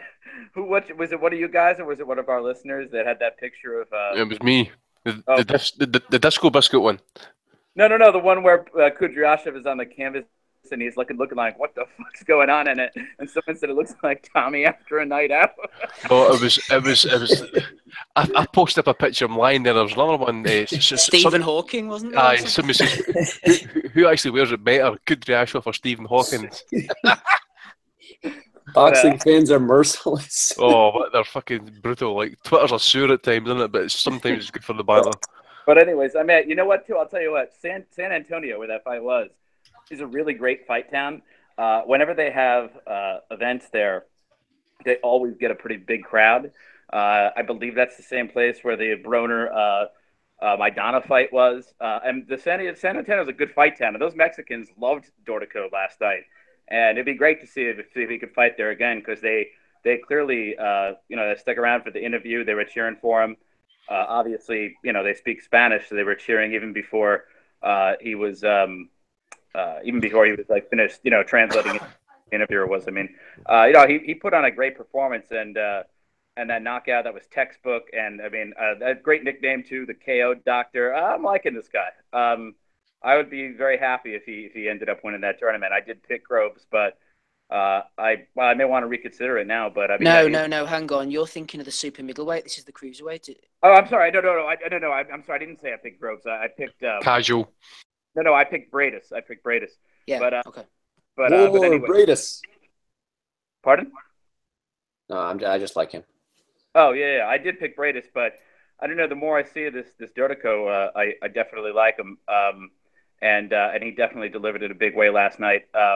So I was very happy with that. The only thing that's unfortunate is that I had to go on the website to see it. I mean, with all of the investments in boxing, I mean, you got ESPN now doing the big deal with Top Rank. All of their big fights are going to be on ESPN. You got HBO signing guys and getting fights from all around the world. It seems like, you got the PBC all over the different network landscape. I mean, the networks are investing in live sports. How did they not find a U.S. buyer for this series yet? I mean, because they've been delivering great fights. And I know that the cruiserweight division isn't big in the United States, but sell it to people. I mean, these are a great series of fights that they've put together, especially the cruiserweight series. I'm excited to see what comes, but I hope that they can just bring it to more viewers over here in the U.S. Hey, to Dave, Donnie raises some good points there actually at the end, because Rio Tonka sent in a question just about the WSSB as a whole. He said, how on earth are the WSSB able to pay the boxers with literally zero worthwhile TV deals, including no broadcaster in the USA? As a result, will this be the last tournament we see? And what should they have done differently, Dave? Well, got some TV deals? Yeah, that would have helped. I mean, I love what they're doing though. I was able to watch it free last night on their official site, just streaming it. I don't know where the money's coming from at all, but I'm glad it's coming. I'm glad this is happening, and so far it's going off with. Kelly sold a few bricks last week, so I think they're okay. So far, it's going off without as many hitches as the Super 6 on Showtime had, even though that was obviously had a TV deal totally around that tournament. And this one so far gone off smoother. Maybe it's just that the cruiserweights are more desperate for fights and desperate for exposure. I don't know. But man, that fight last night, it wasn't even really a fight. It was just a demolition job. I gave Dorticos about a 60% chance to get the stoppage, but I was totally wrong about how it was going to go down. I thought that inactivity was going to kill him and make him vulnerable early. He was not vulnerable at all. He was lacking zero confidence. If anything, Kudryashov looked a little bit more rusty or burnout. But then again, I don't think he's anything really special. I mean, he's a very basic guy, always looking to set up the left hook or left uppercut. That's his money punch. I think his best shot of the fight was probably the jab he landed at the body in the first 10 seconds. After that, it was just one-way traffic and him trying to vainly answer back. But really, he had nothing for Dorticos. I think Dorticos came in there knowing what kind of guy he was in with and feeling very happy about it, and knowing he was going to be able to put on a show for against this type of opponent. He just unloaded on him and obliterated him, and it was a beautiful, beautiful show. I like the guy. And after last night, his stock goes up for me, and Kudryashov's goes down. Dave, just before we move on to Tommy, I don't know if you remember anything about this. Whenever Dortico fought Kalenga, wasn't there some kind of controversy over like acid on the gloves or something? I don't remember that. I do remember Kalenga gave him absolute hell, though. Like, I think he was losing that fight until he got the stoppage. I didn't remember that either, mate. It was a late stoppage that one. I didn't remember anything about the gloves. Thinking about the Sturm against Judenov fight. No, there was something. I can't remember whether Dorticos was accused of having acid, some kind of acid substance or something on his gloves, or he put something onto Kalenga's gloves, or Gary Hyde was definitely tweeting about it at the time. There was some kind of mild controversy. Steve, you must be just thinking about Ali Liston. Yeah, maybe that's what it was, actually. Yeah, well, you can get Ali mixed up with all sorts of fighters. Sure, Mick was getting him mixed up with Huey Fury last night, but again, we shall leave that for Bellew of the Weeks. Here, Tommy, just before you tell me about Dorticos Kudryashov, Second part of the question from Rio Tonka, just on the tournament in general. Rio asks you, Tommy, he said, I reckon broadcasters would be fighting over this tournament if they did 2 fighters per show. So 4 quarters, 2 semis, and the final has both finals on. So 7 shows in total with, 2 super middleweight fights and 2 cruiserweight fights on a show. And he says, I love the concept, but I definitely think it could be executed better. Do you understand what I'm getting at here, Tommy? Maybe if they pushed more fights onto more shows and made it a little bit more condensed. Well, I'd obviously more quality cards and that would have helped, but I just think, like over in America, and that there's not really a big American cruiserweight, is there? There's nobody there to get them excited to tune in. So to be fair, it's never going to sell over there. It'll do well in Germany, obviously, and in Europe. The super middleweights will do well. You've also got Callum Smith, George Groves, and that as well. But I don't know what they can do in America. Maybe stick on YouTube pay-per-view or something. Yeah, but Tommy, I mean, aren't people in America a little bit more open to foreign fighters now? I think maybe than they necessarily were. Definitely. The way that Golovkin took off, or the way that Pacquiao was embraced. I mean, the fact that they're foreign guys isn't necessarily, especially when they got big knockout power. No, but they've had like good backing for like HBO and stuff like that. These guys they've just came right into this tournament. That they've never had exposure really on American TV, have they? They've had Usyk's been on HBO, but with that fight last night, to me that fight should have probably been in Europe, no in the United States. It would never got more coverage in Europe. You guys, but fuck's sake, somebody's fucking coughing the lung up there. Any idea how much tickets were sold? Because I did notice it was kind of dark in the arena and stuff, eh? Fuck knows. I'd imagine that all the seating is floor seating. I don't know where the money's coming from, but I know that Schaefer, he has his fingers in many pies, so he's probably dragging it up from somewhere. I do agree with Toby Hines, who sent in a message last week. I think we read it out on Bellew of the Week about the fact they're calling it the Muhammad Ali Trophy. They're basically just sort of tagging themselves onto that name. It has absolutely frig all to do with Muhammad Ali. You finished saying what you were saying, Tom? Aye, they pretty much, mate, yep. Right, Gabe, the Russian Hammer. I know you're going to be sad to see this guy go. He's entertaining to a point. I just love the fact that he's a massive puncher, but he just can't really do anything else. His gas tank's terrible. He's not the greatest boxer in the world, and I expected more from him, Gabe, to be honest with you. Yeah, so did I, but that fight was like that one time I got laid. Quick, fun, and ended way fucking before anybody wanted it to. I thought it was a good fight. I thought it was entertaining to see. For some fucking reason, I'm always enjoy watching some of those Cuban guys. I think it's I think part of the allure for me is like you see these guys coming from this shitty situation, and what can they do with it? Let's see what they can do. Let's see if that mythological amateur program that they have is going to translate over. And so I wasn't displeased by any of it. I thought the Russian would give him a little bit more of a hard time, and I thought the fight would go on just a bit longer. But it was good. I mean, it was fun, and he did land a big left hook, I believe, at one point right before the end of the first round, and he got Dorticos on the chin.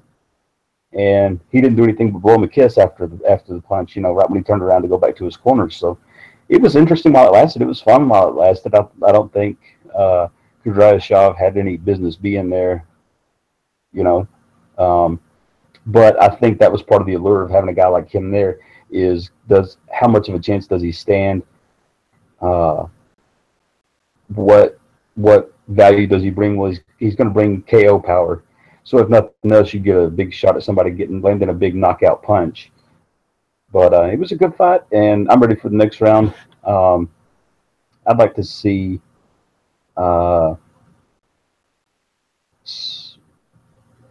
Mike Perez do well.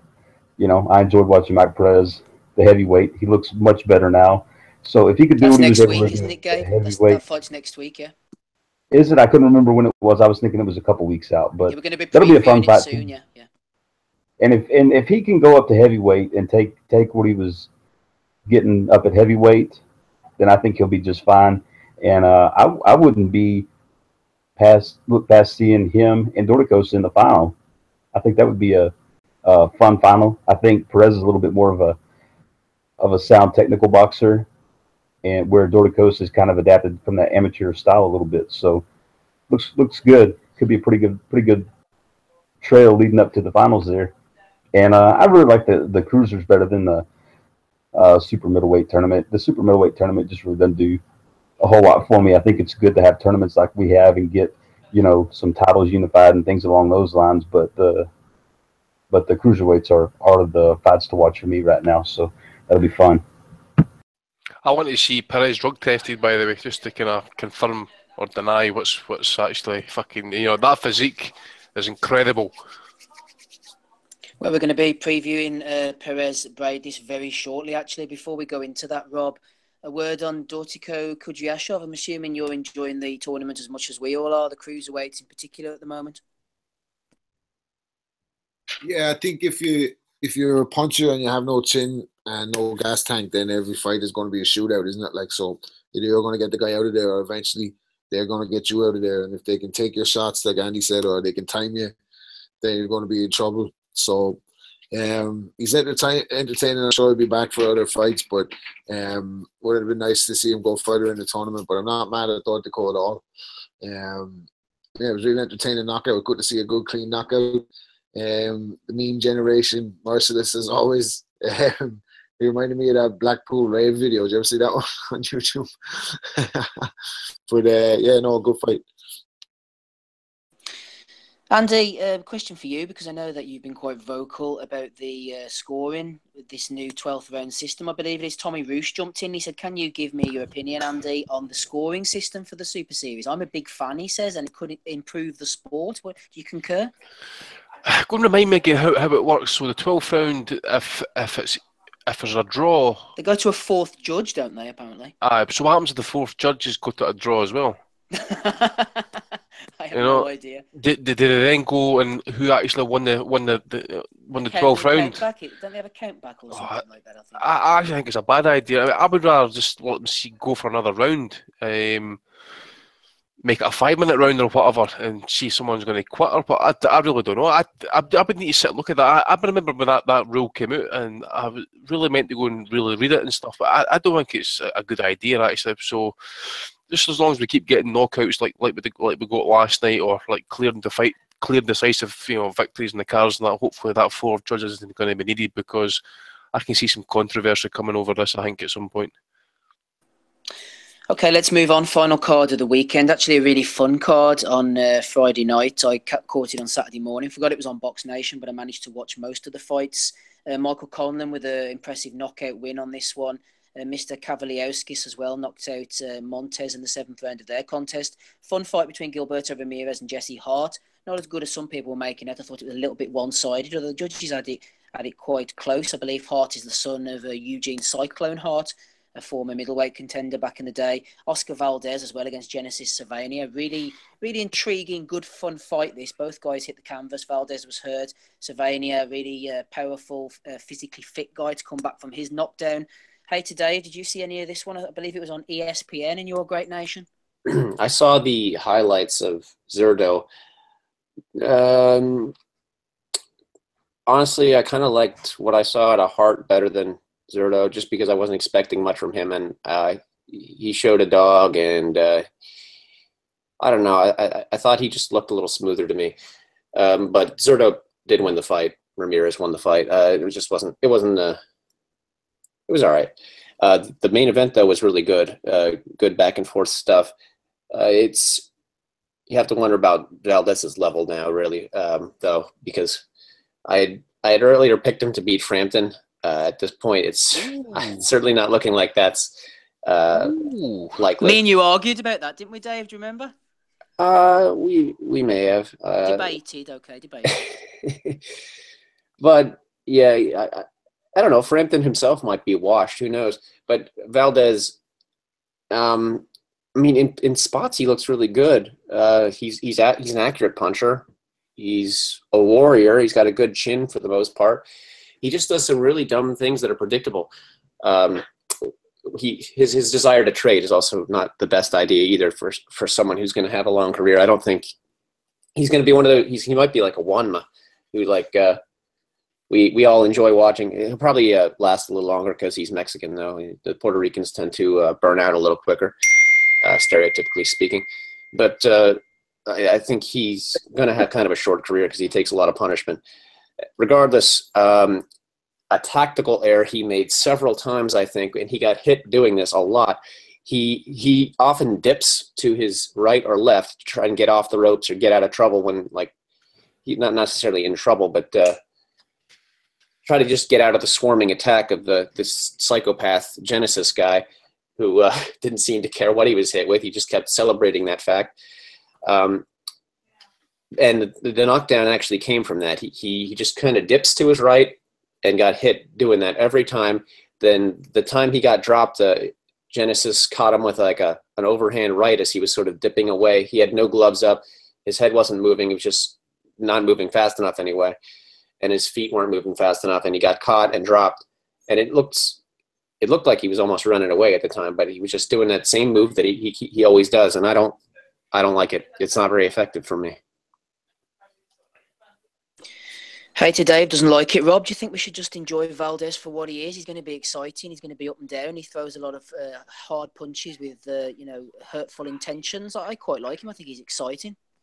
Yeah, I think he can bang, but I think he's vulnerable because his chin is a little bit up in the air. Sometimes he's a little bit wide with his stance, and I think it depends on Frampton's hunger. If Frampton's up for it, I think he's beatable. But if Frampton's not kind of rejuvenated or whatever, if he's not up to it, like, it could be a long night for him. But I like Valdez. He's entertaining.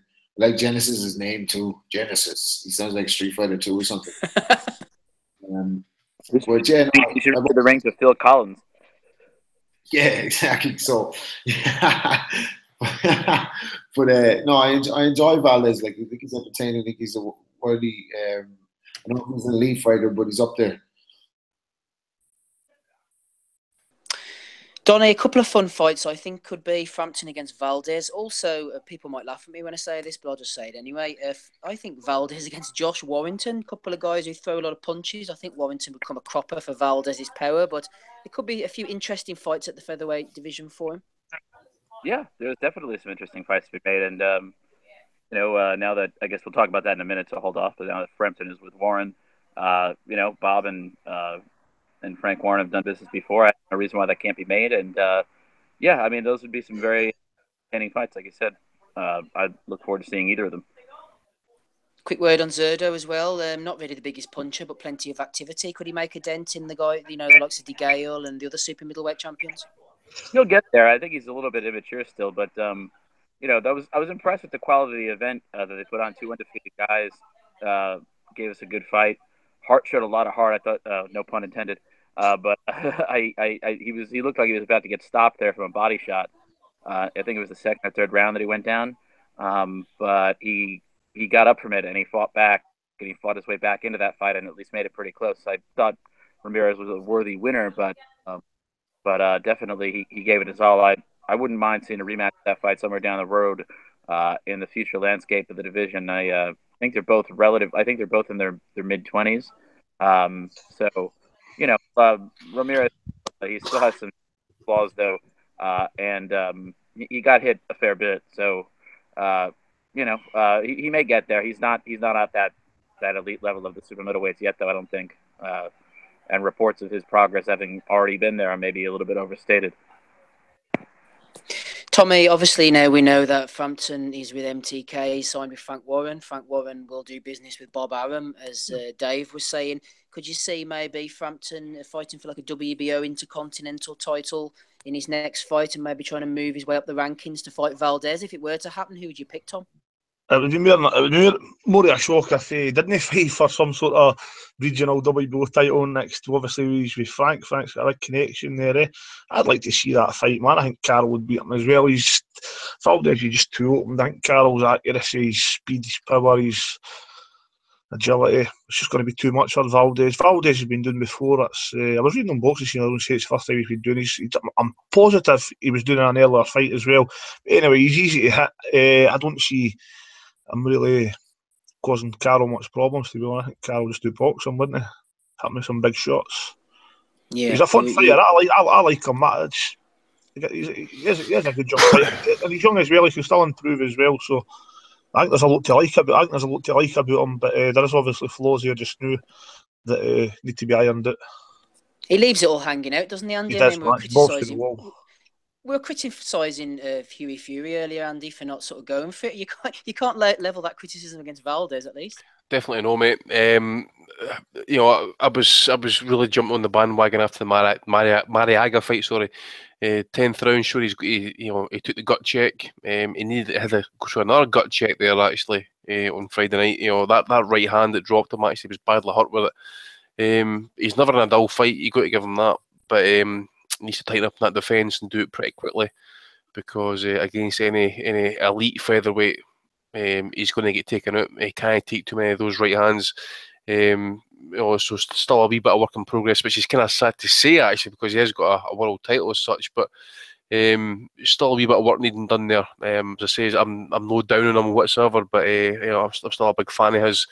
I just think the guys like Selby, Frampton, and Gary Russell Jr., if he ever fights again and stuff, I think Gary Russell would probably stop him actually, just purely based on the hand speed and that. He would probably just get to him at some point. But as I say, it was a really fun fight, and a wee bit of concern actually, I suppose, that that Cervenia is actually more a kind of career super bantamweight, and that was him coming up in weight as well. He's always been a kind of balls to the wall type fighter, Genesis, but I've only seen a couple of his fights. I remember watching him against, I think it was Rafael Concepcion. I think it was. I saw that fight. Seen that fight. He smashed that guy up in about 3 or 4 rounds or something. So I suppose he was a good enough test, but says there's still work to be done there. And I think I don't know if Cervenia is going to go back down in weight. I don't think he will. I think he's been campaigning now for the best part of the last maybe 12 to 18 months up at featherweight. So I think he's going to stay here. But again, I don't think the scorecards. I think the scorecards were pretty good.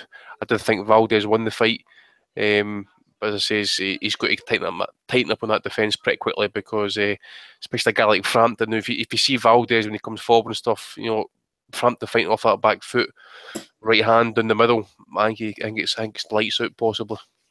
Is Genesis sponsored by Sega? Does he call himself Dreamcast? Can he walk? Can he walk? That was they picked up on that one, eh? Yeah, I think Donnie mentioned earlier. I think about that as well. Did he? Right. Anyway, let's move on. To the fights next week. Rob, I noticed you unmuted yourself. Don't mute yourself too quickly, because I'm coming to you first on this one. In Riga, Latvia, your friend Mr. Mike Perez will be contesting the WBC World Cruiserweight title. Not really a great body of work at Cruiserweight, Perez, it's fair to say. I think I was there when he made his Cruiserweight debut and knocked out some hapless Slovakian in about 40 seconds. He's going to be stepping up to the big league here again, Mr. Maris Bradis, 22-0. How do you see it going? Do you think Perez, if he adapts to his new weight, Rob, he might be able to lead him a merry dance for a few rounds?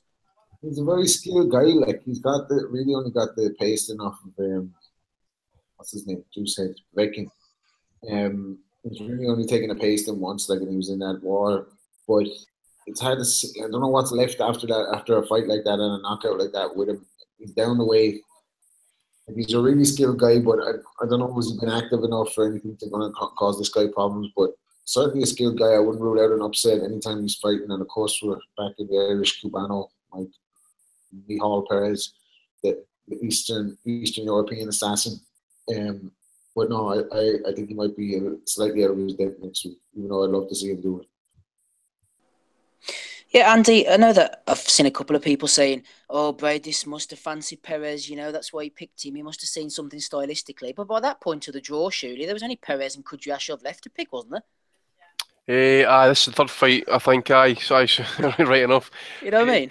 I really don't know what to say about the fight as such, because how much can we base Perez off one fight at cruiserweight?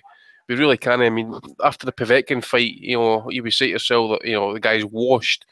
and he comes back in incredible shape. So I really don't know. I mean, obviously, you know, there's no form guy going in here apart from the fact that Maris Bredis is 22-0, and he's basically, I think he's schooled Huck pretty handedly.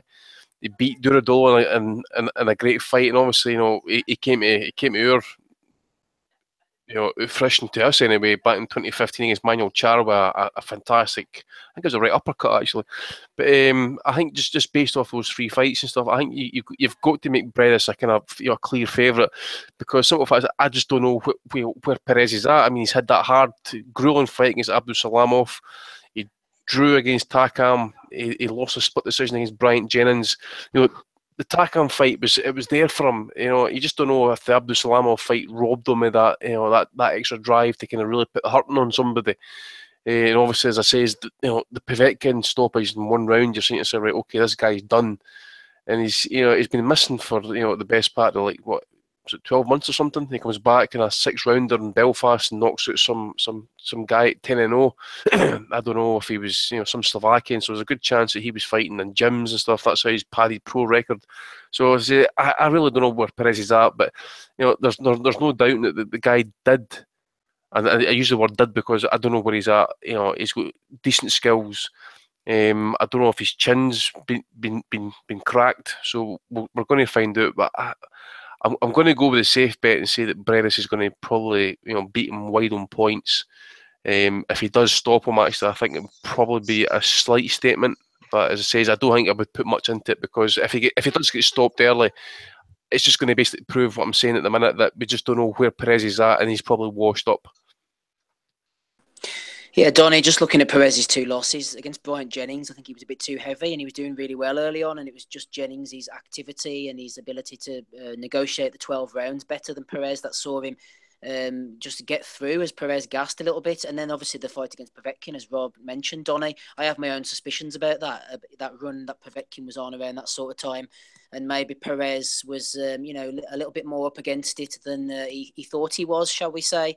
But we really don't know what to expect about Perez down at cruiserweight. He looks good, he looks sharp, but I don't know, I think he'll be okay. I think if Bredis were to stop him, I think it would be a reasonable enough statement. Donny, what do you think?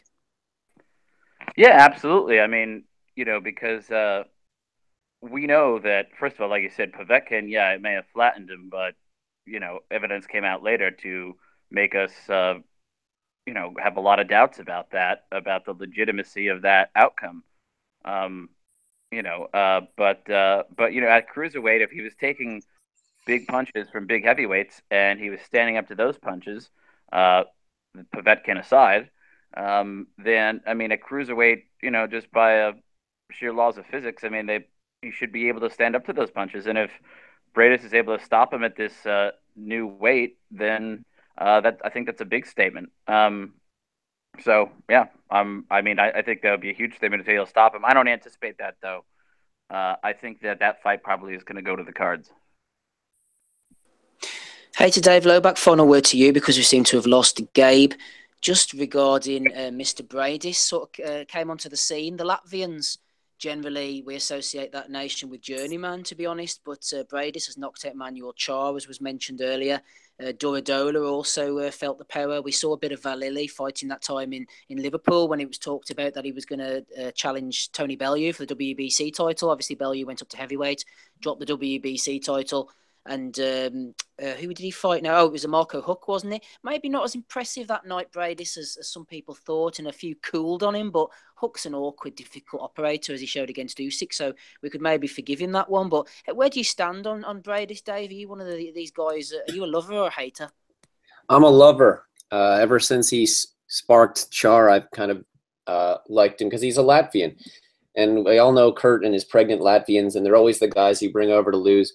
So I always kind of root for him. He's a short guy, sort of an underdog type, being that Usyk gets all the press at cruiserweight and all the or most of the hardcore love. So yeah, I'm a Bredis supporter. I expect him to win next week. I have to agree with the other guys. It's really difficult to predict this fight, especially being we don't really know anything about what form of Perez is going to show up here. I think we'll learn pretty quickly if he has anything at all left or if he can compete. We saw when Eddie Chambers got himself in decent shape, moved down to cruiserweight, things did not go so well. Now, Chris Bird as well, Dave. Do you remember Chris Bird? I remember him getting spiked by Ibe Abuchi, but I don't remember him down at cruiserweight. Didn't he fight Sean George or somebody, I think it was, and he looked terrible? I remember when he made Vitali quit. Sean George beat the man who made Vitali quit. This was light heavyweight, I think he went down. Maybe he just took it a bit too literally. Well, yeah, Bird was actually decent in his prime, even at heavyweight. He had some good speed and movement. I read an interview about Mike Perez that he was actually going into the ring drunk. I don't know if this was related to the tragic situation that happened with Magomed Abdusalamov. Yes. Yeah, it must have been like he was in a very bad place, and ever since that fight, he's looked terrible, except for his last fight, which was against a bum. So, we really don't know anything. So it's going to come down to his mindset, I think, because we can tell he's in good shape. Although all that muscle does not mean he's going to be well conditioned.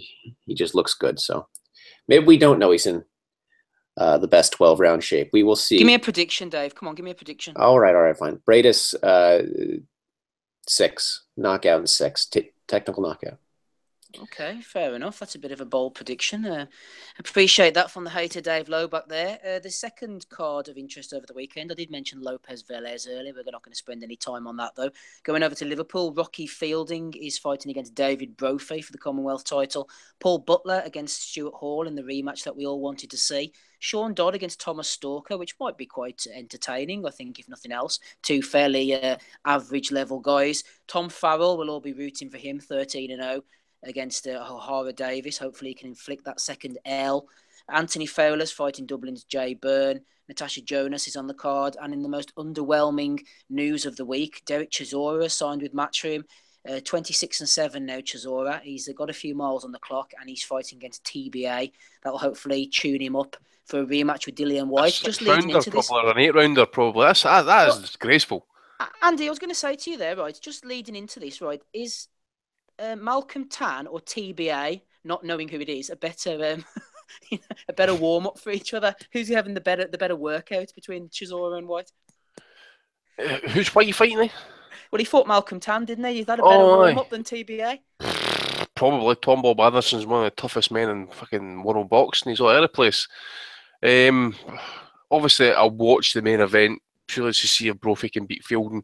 But I swear to God that it'll be like Broner-esque against Chino if Tom Farrell pulls his victory off against that wee prick Davis. Like, I'm fucking telling you, it'll be like that night when Josh Taylor knocked him out. As I says, it was the best night fucking being sober, actually, just watching that wee prick get his absolute cunt kicked in. And I tell you what, I hope Tom Farrell does the business. And, everybody knows I'm not a big lover of Liverpool and stuff like that, but Farrell's only got fucking 3 knockouts and stuff. It's just saying to yourself, shit, he's going in for a hard time, but I really don't know how. I don't care how he does it. I just want him to ice him. And if you've got to use the elbows, you've got to use the head. If you've got to slip a wee knee to the bollocks and that to get you over the line, man, I don't care about fucking tactics you pull.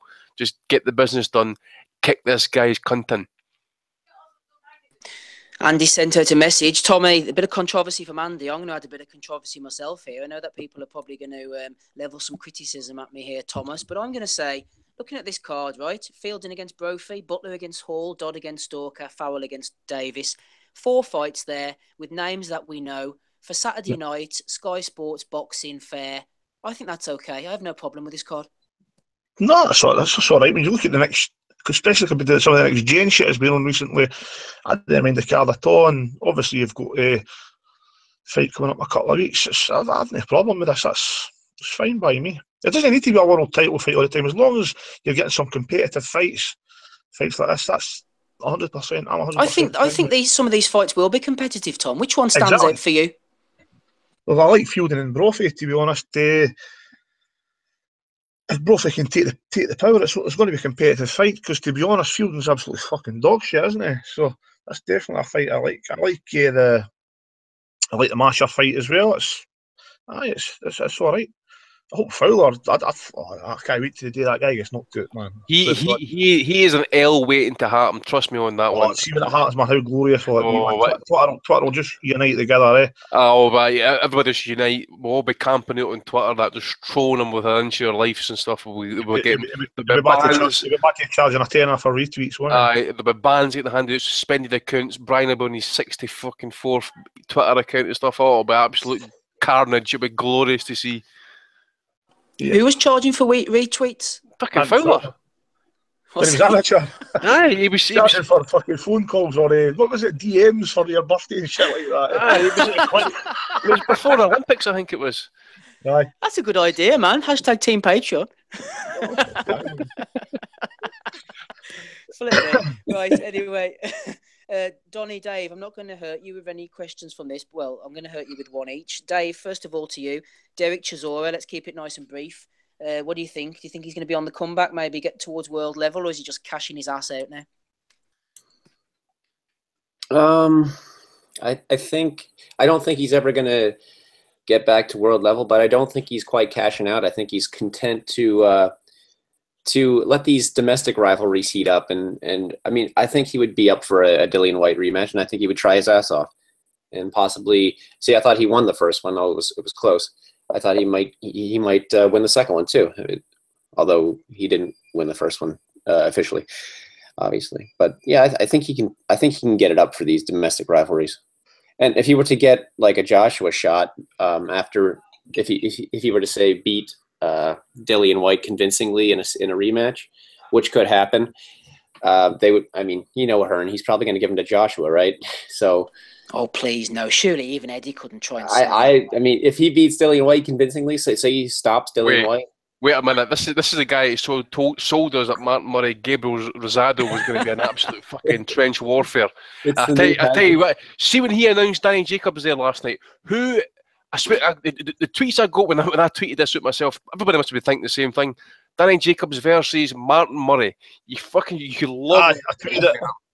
You could log that shit is going to happen, but I forget. There's been a name mentioned at the minute. I forget who it is that Jacobs is meant to be fighting, but honest to Christ, you could just see that Martin Murray fight. I want to see Jacobs in with David Lemieux. That's who I want to see him in with next. You're more likely to see him against Sam Solomon, let's be honest. Oh, fuck aye. I want to see him in with Billy Joe Saunders.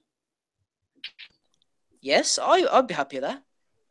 I think Billy Joe would duck him, but I mean, Eddie should at least call him out because then it gives him a chance to like one up Frank.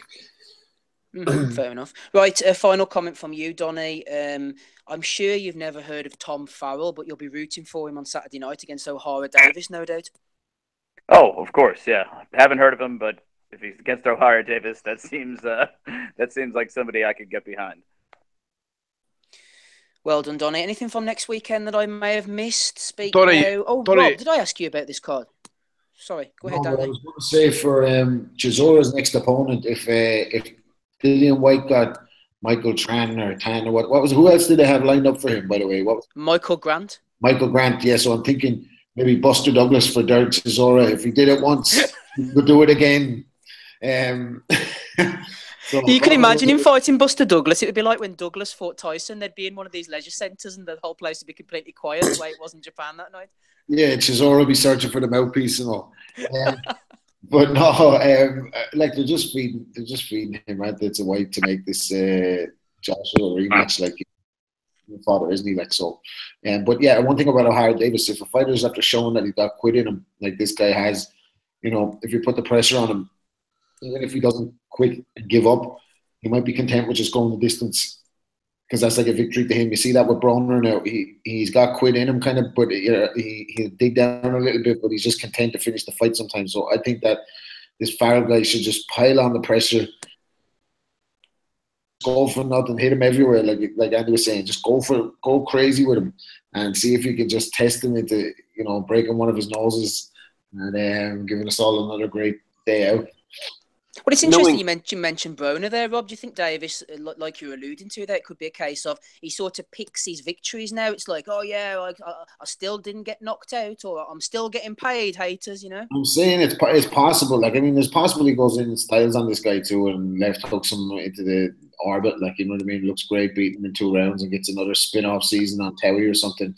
life with O'Hara. You know what I mean? But it's possible. Like, but this guy, you know what I mean? If he can take a shot and he can cut the distance, you can give this guy problems because he is no will o' the wisp, is he? Like, he's very easy to hit, like, and he's shown, like we've seen in the last fight, that he can pack it in if it's not going his way in a split second. So let's root for Farrell. Let's root for Farrell, everybody. Any more comments about this weekend's fights or anything else that you want to bring up before we move on to Bellew of the Weeks and get out of here? Knowing Matchroom, I don't know anything about this Farrell guy, but they'll probably have picked him because he's been inactive and he's just trained to make weight for this. Okay, thanks for that, Dave. I was just going to say, is there any implications for fights happening, not happening, or whatever as a result of Frampton moving to Frank Warren? I mean, is that something we should discuss? Well, I mean, it's too early to say at the moment, isn't it? I know that Selby apparently has said that he has a big, massive fight coming up soon. Gary Russell's gone off the radar. Valdez has just fought. Santa Cruz has a fight coming up. Mares has a fight. Warrington has a fight. So, I don't know anybody's guess. Donnie, what do you think? Who's the featherweights that Hearn's got? That Hearn's got? Aye. Oh, I've no idea off the top of my head. Quigg.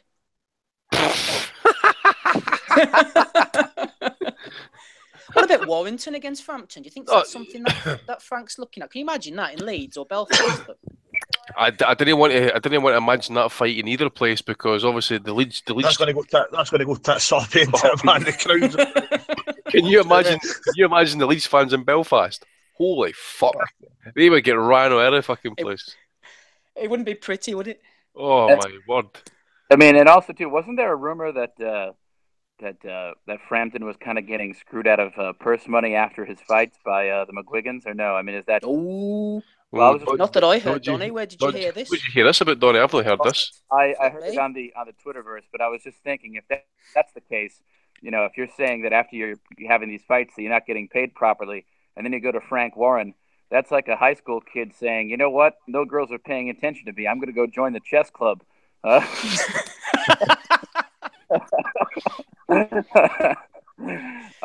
least you won't be getting your money stolen off you anyway.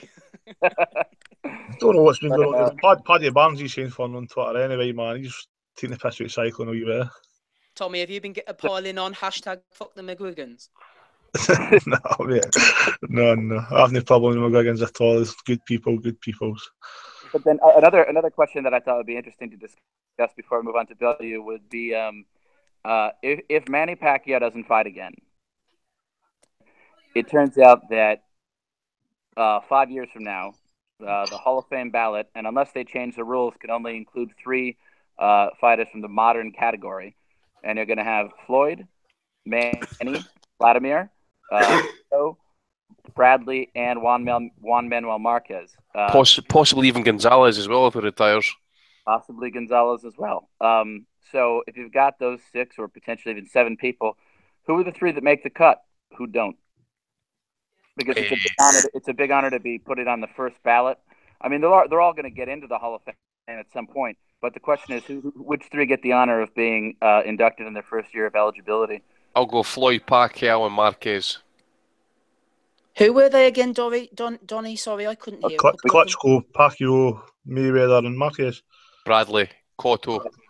And Pacquiao, yeah, same as Andy for me, I think. That's got to be Pacquiao. They 3 are fucking by a stretch, eh? I thought Ward was in that list in the chat. Oh, aye, Ward as well. Ward still misses it. I don't know if you're. I'll put it to you this way. Pacquiao, Mayweather, right? They're a lock for 1 and 2, aren't they? They're definitely in. I'll put it to you this way. See if you had to add, like, if Donnie's right what he's saying about the 3 names for the modern era, if you were forced to put in, if you had Manny Pacquiao and Floyd Mayweather locked in there, and you had to pick between Ward and Cotto, Ward hands down, because the amount of fucking vacant titles that prick Cotto's won doesn't even fucking get him in the Hall of Fame as far as I'm concerned.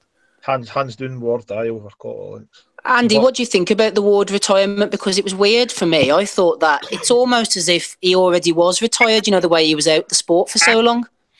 I get what you're saying there. I think Eddie Hearn alluded to it. He's been paid fantastic money for them Kovalev fights. I spoke to Bryn about his injuries and stuff. You know, the guy's breaking down physically.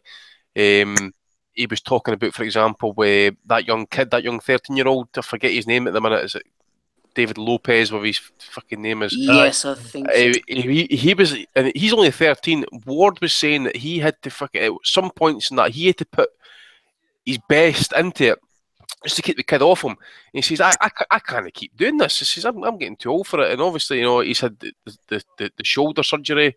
He's had numerous other problems. He's had broken hands and stuff. And you just say to yourself, at the end of the day, I've made my money. I can walk out on my own terms. I'm undefeated. You know, he's going to be like Marmite at the end of the day, Ward, isn't he? Some hate him, some love him. I'm not a big fan of his, but I can appreciate some of the stuff that he's done. He was awful to watch sometimes. I hated on him for what he done to my man Kessler, but you know, I can always be thankful for what he did to Carol Froch with one hand. You know, 120, 108 across my scorecard. Yeah, without doubt, one of the best performances.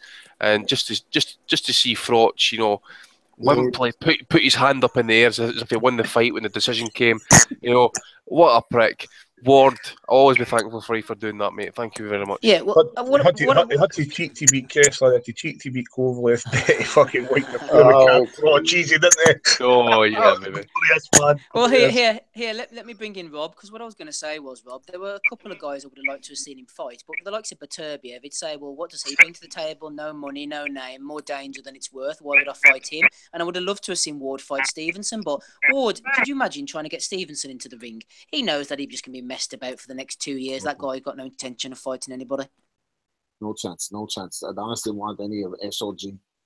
Listen, what a guy. Look, it's up to the other guy to find a style to beat him. You know what I mean? If that's his style and you're a better fighter, you have to impose your style on that guy's style and come out on top. But nobody's able to do it. Like, he's a slippery eel, as Carl Froch said, and that was a glorious beatdown. I love watching that. Like, anytime I'm in a bad mood, I just put that on, like. And then I look at Froch walking out the stadium, like looking at his hands, like, oh, my hands don't hurt, because he didn't touch them for the whole night. And what a sour grape bastard, like, to say after Ward announces his retirement, well, I'm not sad to see him go. Oh, he's going out on the top, just like I went out on the top. Like, shut up, like, just let it go. He gave you a thorough beat down. That was it. You had your 80 see the rematch. Let it go. You got your ass beat. That's it. Muppet. How the fuck? Froch's crowning moment was on Sky Sports a couple of weeks after it, and said it was a close split decision in that. I remember that. I mean, how the fuck does he end up always making it about himself, Froch? He's always about his career, his resume, you know, what type of fighter he was and stuff. We're not talking about Carol Froch. We're talking about fucking Andre Ward. Give the guy his fucking due at the end of the day. I mean, you shared 12 fucking rounds with him.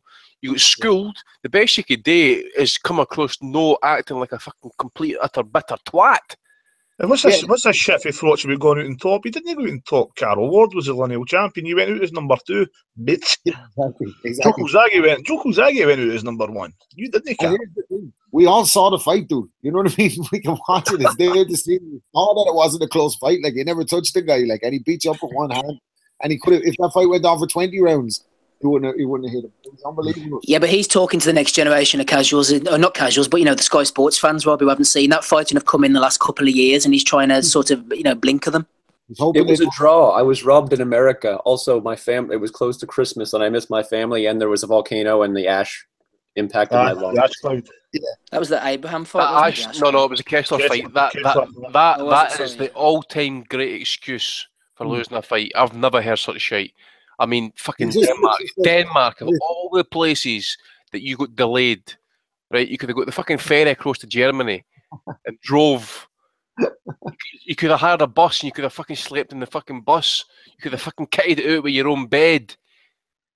But he was saying, oh, and in my mind, the fight was off and that, so I started drinking pop or Coca-Cola and having barbecues and that. This is a guy who claims that he actually walked about at his fighting weight. So how the fuck was it? You know, it was the worst excuse I've ever heard. There's always an excuse for a fucking loss, but Carol Froch took it to other levels. That is one better man. Was a good fight. Wasn't that a good fight, if I remember? It was a good fight. I don't think it was as close as a lot of people thought it was. It was a competitive fight right through, but I thought Kessler won. I thought it was a top fight. I thought Kessler won it handily. Won it by 3 points. I'm one of the few people here who's actually a fan. Oh, we just lost Steve. We'll have to wait for him to come back. I'm one of the few people who is actually a fan of Carl Frog. But that said, this is about Ward. I mean, he's the guy who's retired. Frog retired a while ago. And you likened him to Marmite, Andy. I just fucking despise Marmite. I was in London and I tried it. It was fucking horrible. But I love Andre Ward, and I'm actually gutted that he left because I mean, I wanted to see him just put on more dazzling displays of just brilliance. He's just so smart how he wins, and he looked since his comeback, since he's moved up to 175, he never looked better than he did in his last fight. So I think he's still got it. I mean, he's right. He got the momentum. He looked excellent against Kovalev to me, and looked better than ever. Yep, and that right hand he got him with, and the start the sequence of the knockout was an absolute cracker. Set it up beautiful. Well, this was Kovalev switch feet, bang. That like you're talking about when Kovalev was trying to kind of come forward and they were in the clinch and he's just kind of two kind of shoving uppercuts and he hits a fucking evil left hand to the body. That was a belter of a shot. You could just see Kovalev just the life draining right out of him there. Like. Yeah, he's just so smart the way he sets the shots up. He gives him the eyes and shoots the jab different directions. And I thought he was a mastermind. Like I loved watching him like defuse guys. Like, but I know people don't like his defensive style and all that. And Steve Kim and all them been absolutely giving the guy a good one. But I have to give him his credit. Like he wiped out the 168 division and he went up to 175 and beat a killer. Like what was? And he's right to get out. You know what I mean? There's no one left for him to fight. If he fights Batarbiev, he's got to go to another training camp, take grueling shots, figure the guy out. He could have made some nice money fighting Bellew for cruiserweight title if Bellew really wanted that fight. That would have been an easy win for him, and he could have done it. I was down for that. Like it would have been like the real life Creed, and then we would have finally seen the result. He would have whooped him too. Told him. Donny, any Ward love from you before we move on? Yeah, I mean, what a fantastic career. This is forced. What did he say? This is going to be forced. No, it's not. Donny hates black people, eh, Donny? That's what they're saying in the YouTube chat, anyway. My belief that people should stand for the national anthem aside, although I got blocked by so many black people on Twitter for that shit. Racist. You racist bastard. Yeah, I don't know if maybe more black people blocked me for that than maybe more black people blocked David Duke, but Come on, Donny Duke, make the point. But anyways, no, I thought that it was a phenomenal career that he's had, and I'm really sad to see him go, because I think he was a great thing for American boxing. I mean, he was like one of the last. I mean, we haven't really had a gold medalist since him, and he was it. And I mean, he was an amazing fighter. He beat everybody that he ever faced without any sort of question marks involved. I mean, yeah, maybe the first Kovalev fight, but he came back and the second one. Well, yeah, and the Kessler win. The Kessler one. He schooled Kessler. He just happened to headbutt him. Fucking headbutt them all night long, for Christ's sake. He forced the fight to be stopped in cuts. It's just his style. Just his style. Oh, we'll let that one slide in. Aye, Wait a minute, Tony. Did you say that you haven't had a Olympic male gold medalist since Ward? What's that?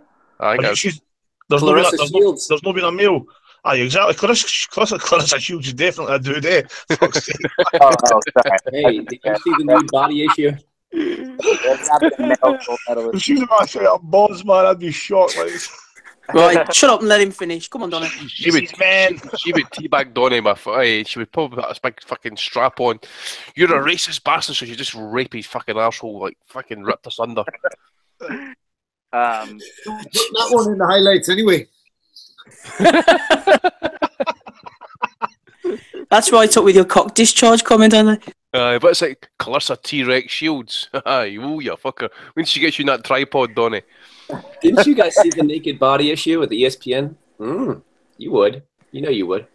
Only if I fucking fancy getting destroyed or something like that, you know? Right.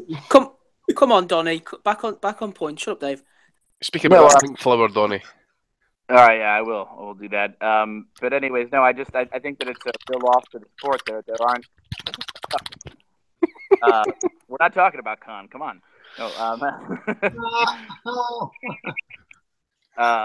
no, I mean, I think it's a real loss to the sport. I mean, he was one of, very, very type of elite practitioners who was, I think that his greatest skill really was his adaptability.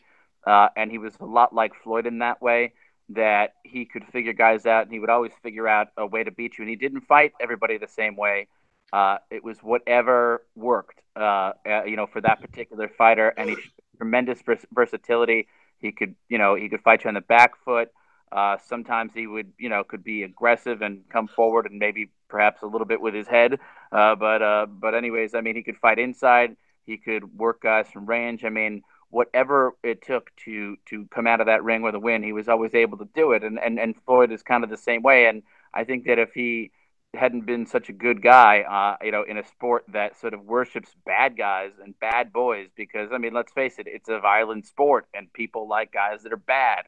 And, and Floyd basically had a very, I don't want to say their style was similar, but in the sense that they were both highly technical fighters who didn't have a tremendous knockout punch.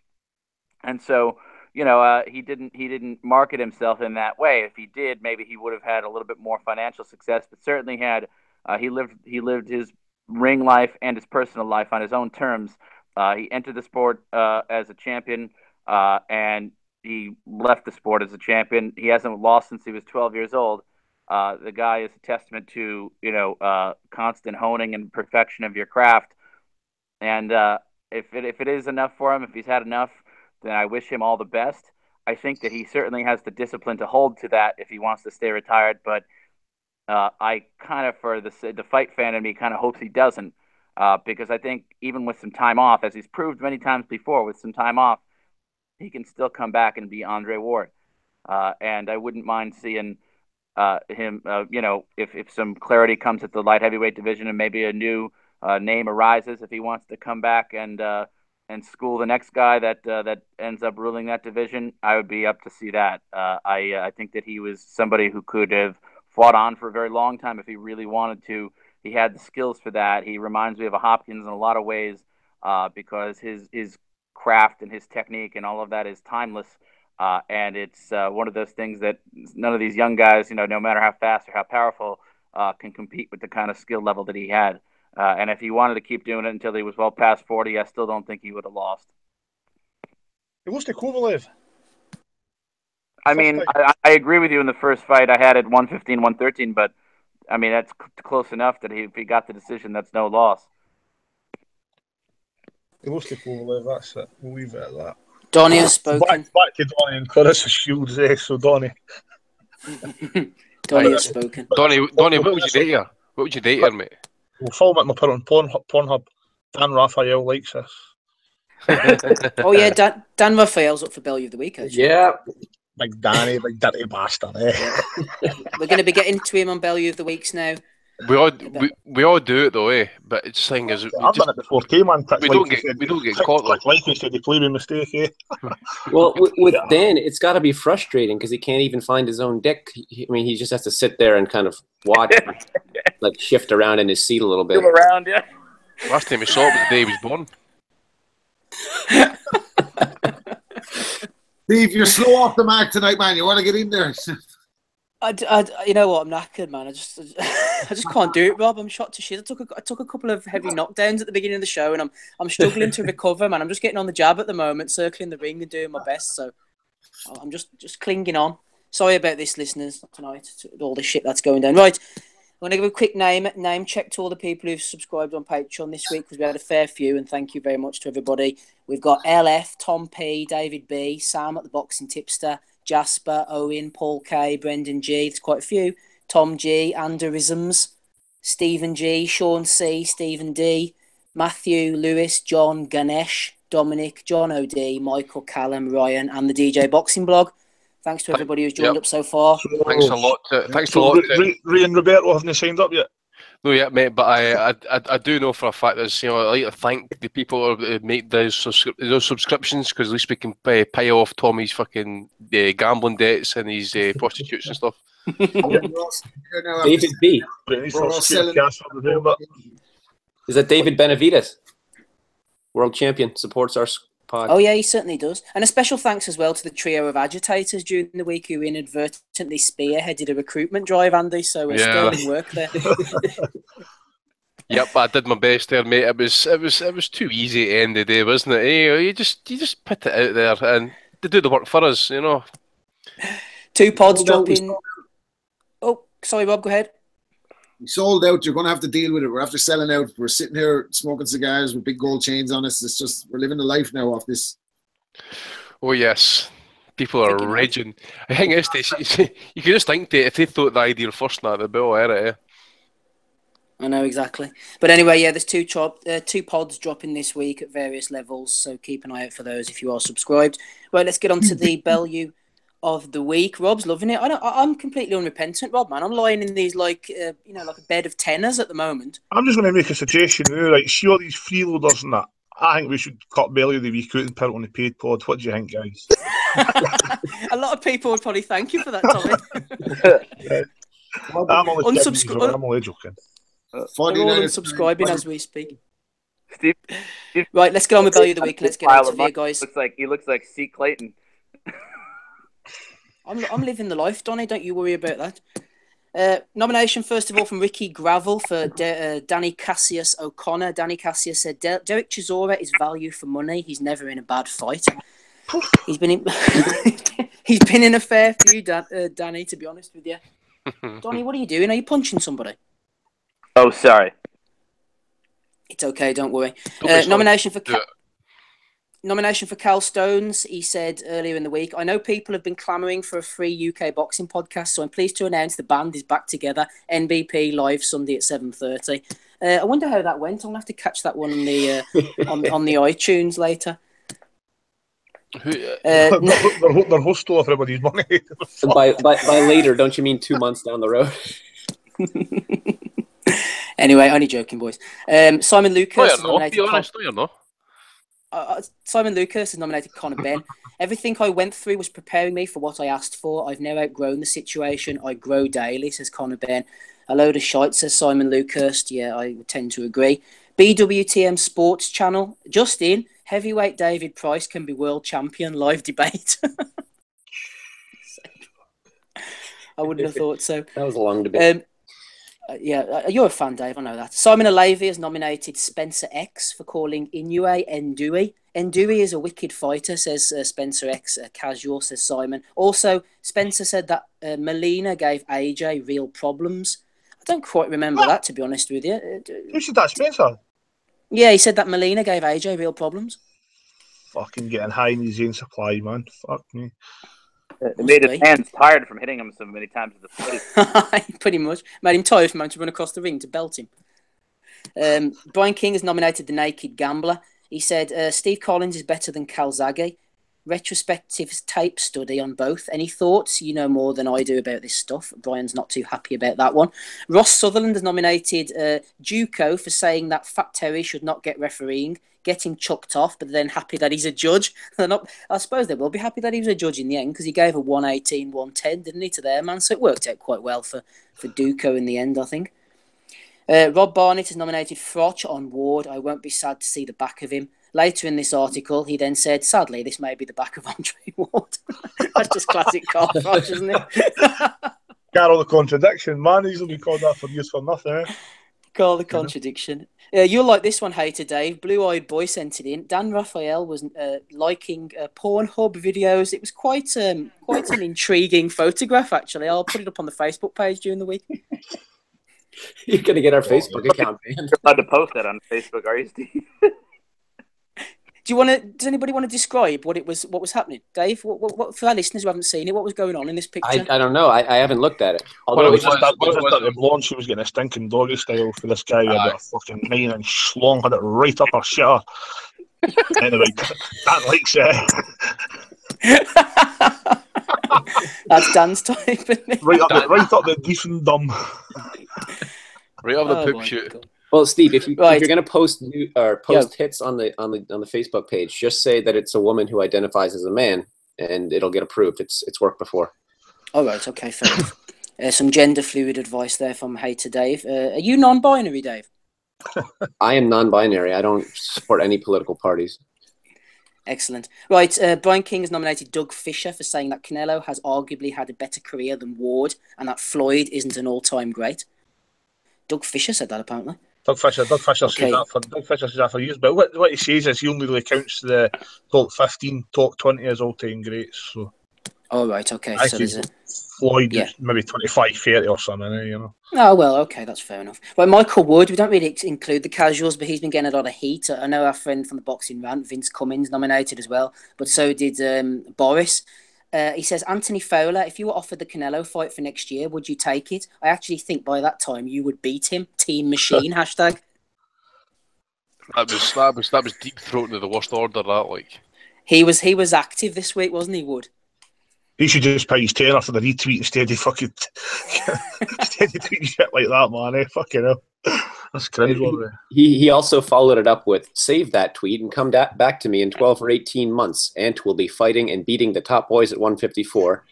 Then he said, I'm talking about 18 months' time. By then, Ant will be ready to go and would stop Canelo. He'd be ready to go, all right. To the mortuary. All the listeners, go out there and save that tweet. Go out there and save that tweet and we'll send it to him in 18 months' time. We're not in the Fowler's picked anyway. Somebody might save this tweet, who knows? Michael Murray has nominated Stephen A. Smith for debating when Cinco de Mayo is next year. Dippo Osho is not a Carl Froch fan. It's fair to say. He can't hide his anger, says Dippo. He will always be a total cunt. It's embarrassing that he can't show respect to a guy who genuinely schooled him. Sad times, says Dippo. Dippo is not happy at all over on the Facebook page. Ozzy Smith, thought we might have Ozzy on tonight. He didn't manage to make it, but that's okay. We'll get him on next week. He says this is a self-explanatory nomination for Hennessy Sports. They tweeted out, the arena is starting to fill up at it's starting to fill up now at the Manchester Arena, and they put up a picture and there's about 5 people. That was brilliant, man. Fair play to the man, a sense of humour. James has nominated the WBA for a new WBA Continental Middleweight Championship, a bullshit title. You know that I love a bullshit title. Happy to receive that one. Simon Luckhurst has nominated Hennessy Sports. So there's going to be quite a few, Mick, if you're listening, for the mess of a production and the mess with the national anthems in particular.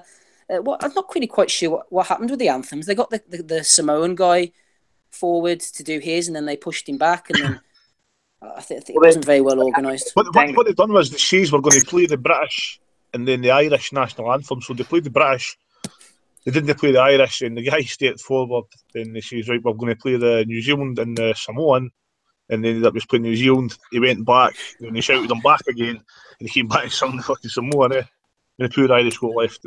Fuck's sake.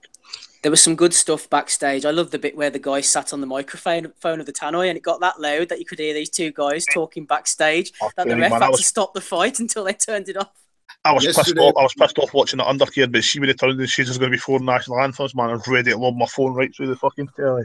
Fuck you. Yesterday was not the day for Irish and British national anthems, as the lads. Yeah, it was a bit of a strange one. Anyway. Right, let's move on. Nomination for Dave the Hater Lowback. Apparently, you got in trouble, Dave, for your geographical knowledge from a bit of back and forward between you and Boris and Brian King. So what were you saying about Australia? Would you care to elaborate, Dave? Encyclopedia Britannica backs me up, okay? Australia is known in some circles as a continent. That's all it is. It's a country, Dave. It's not a continent. It is both. It is not. Like, you've got Australasia or Oceania.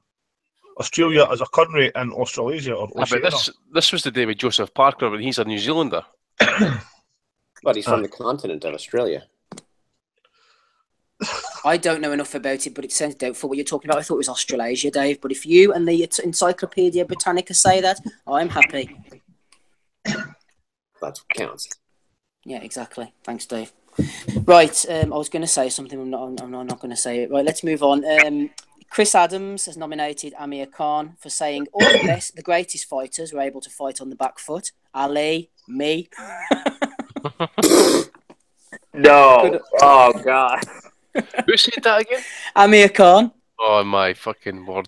I love his scorecard, the way they ask him about how he scored the fight, and he always says, yeah, I think, someone mentioned on Twitter earlier, I think the guy who won by a couple of rounds. He's not scoring that fight. Anybody remember the Pacquiao and Marquez Ford fight? Yeah, he gave it to Marquez, didn't he? And then he had to change his mind after a rewatch. The Jim and Monday was fading. He quickly gave it to Pacquiao, didn't he? Matt Shepardson has nominated Mick Hennessy on 5 Live. Mick said that there were shades of Ali when describing Hughie Fury. Franny has nominated Terry O'Connor.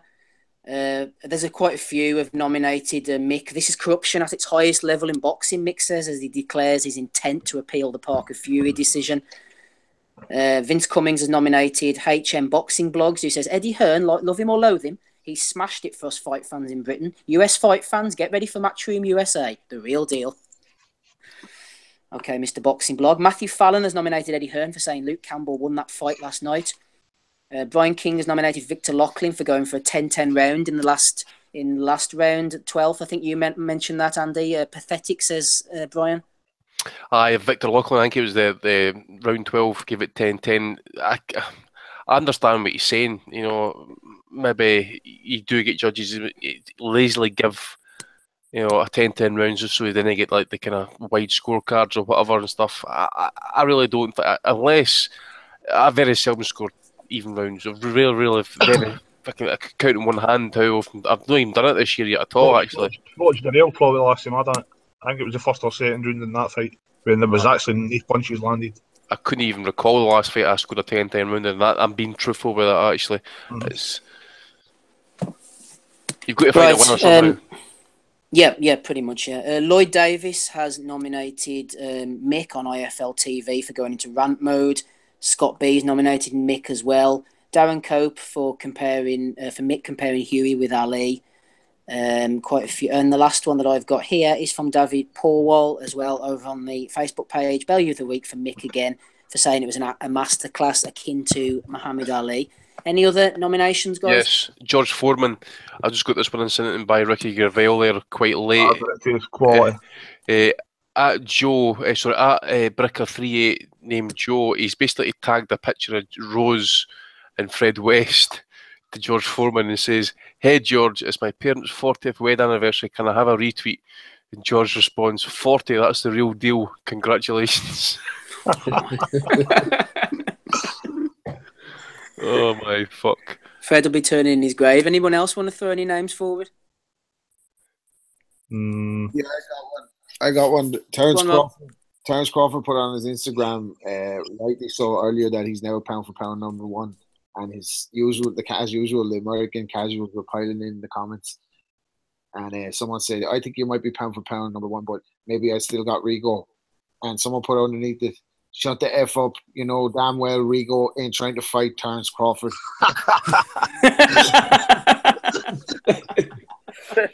Fucking hell, man. Anybody else? Hey to Dave, you always have a good few for us. Well, I was all set up to nominate that Michael Wood guy because I didn't know anybody else knew about that, but yeah, he's my pick. Right, you're going from Fowler was going to stop Canelo. Oh, Michael Wood. Okay, fair enough. I'm going to go for Mick Hennessy. I feel sorry for Mick. He's a nice guy. I've met Mick on a few occasions, but it was just L City, wasn't it? I wonder how many pay-per-view buys he got. The whole thing from start to finish, man. I mean, he started talking about dark forces at the end of it, and that some certain promoters were involved. Well, he was the house promoter. I mean, there's a reason why Eddie gets up the top and he goes on about the lights and the production and all that, and you saw that last night. I'm sorry, Mick. The feed was good. I enjoyed, the HD quality, but no, I'm nominating you. Tommy, what about you? Definitely Big Mickey. So he's got to be after that comment with Ali. That's a no-brainer. Andrew? Definitely, purely based off that Ali comment, Big Mick. You could probably go through that interview. There's multiple offences in there and stuff. Apparently it was a masterclass that he put on. So, Big Happy Mick. to nominate Mick. Yep. Okay, Rob, what about you? There's a few good ones this week, like Amir Khan, Eddie Hearn, Dan Raphael. Dan, yeah. Dan's into the English stuff. I'm going to go with Frotch, the bitter old goat. I'm going to go with Frotch. Take that L. Frotch? Yeah, fair enough. Donald, who are you going for? Well, I was between Dan Rayfield. That is a good one. Just like, I mean, I could just imagine him just like being like enthusiastic, like, yeah, fucking hey, I love this porn. Like just clicking like, you know. But anyways, I'm gonna have to go. I think another Ali comparison, but not old Mick Hennessy, but actually Amir Khan saying a lot of guys fight off the back foot. Only the greats can fight off the back foot like Ali and me. Like that's great. I thought that should have been the winner hands down, but I don't know. Dave, what do you reckon? I think we've got 2 for Amir, and we've got 3 for Mick. Actually, Mick's ahead here. What do you reckon, Dave? Well, I was going to go for that Wood guy, but that Amir Khan one really does take it. I mean, did he have any other fighters besides Ali and him? Does he even know any other boxers who fight off the back foot, or any other boxers, period? He should ask Spencer Phelan to give him a few names for next time he comes on. Yeah. And they're all a bit black, and Donny will hate them. Right, I think we've got a tie between Amir Khan and Mick Hennessy. I'm going to pull rank here and say I'm giving it to Mick because he's had a bit of a tough time lately. And Mick, we're all thinking about you, and it's nice to give you an award. Congratulations on putting on the fight last night. And I know it didn't go your way in the end, but we hope to see you soon on a YouTube channel or Daily Motion or whatever it is. So congratulations, Mick. You've got Bellew of the Week for this week. Any other business, gentlemen? No, just that the YouTube chat has been absolutely abomination of humans, by the way. Actually, subhuman, fucking disgusting comments in there. Honestly, God, it's been fucking. Oh, it's been a sewer fest. So what you want to say is thank you for your support, guys. Aye. When Andy is appalled at how disgusting something is, you know it's pretty bad. It is bad, like. Right.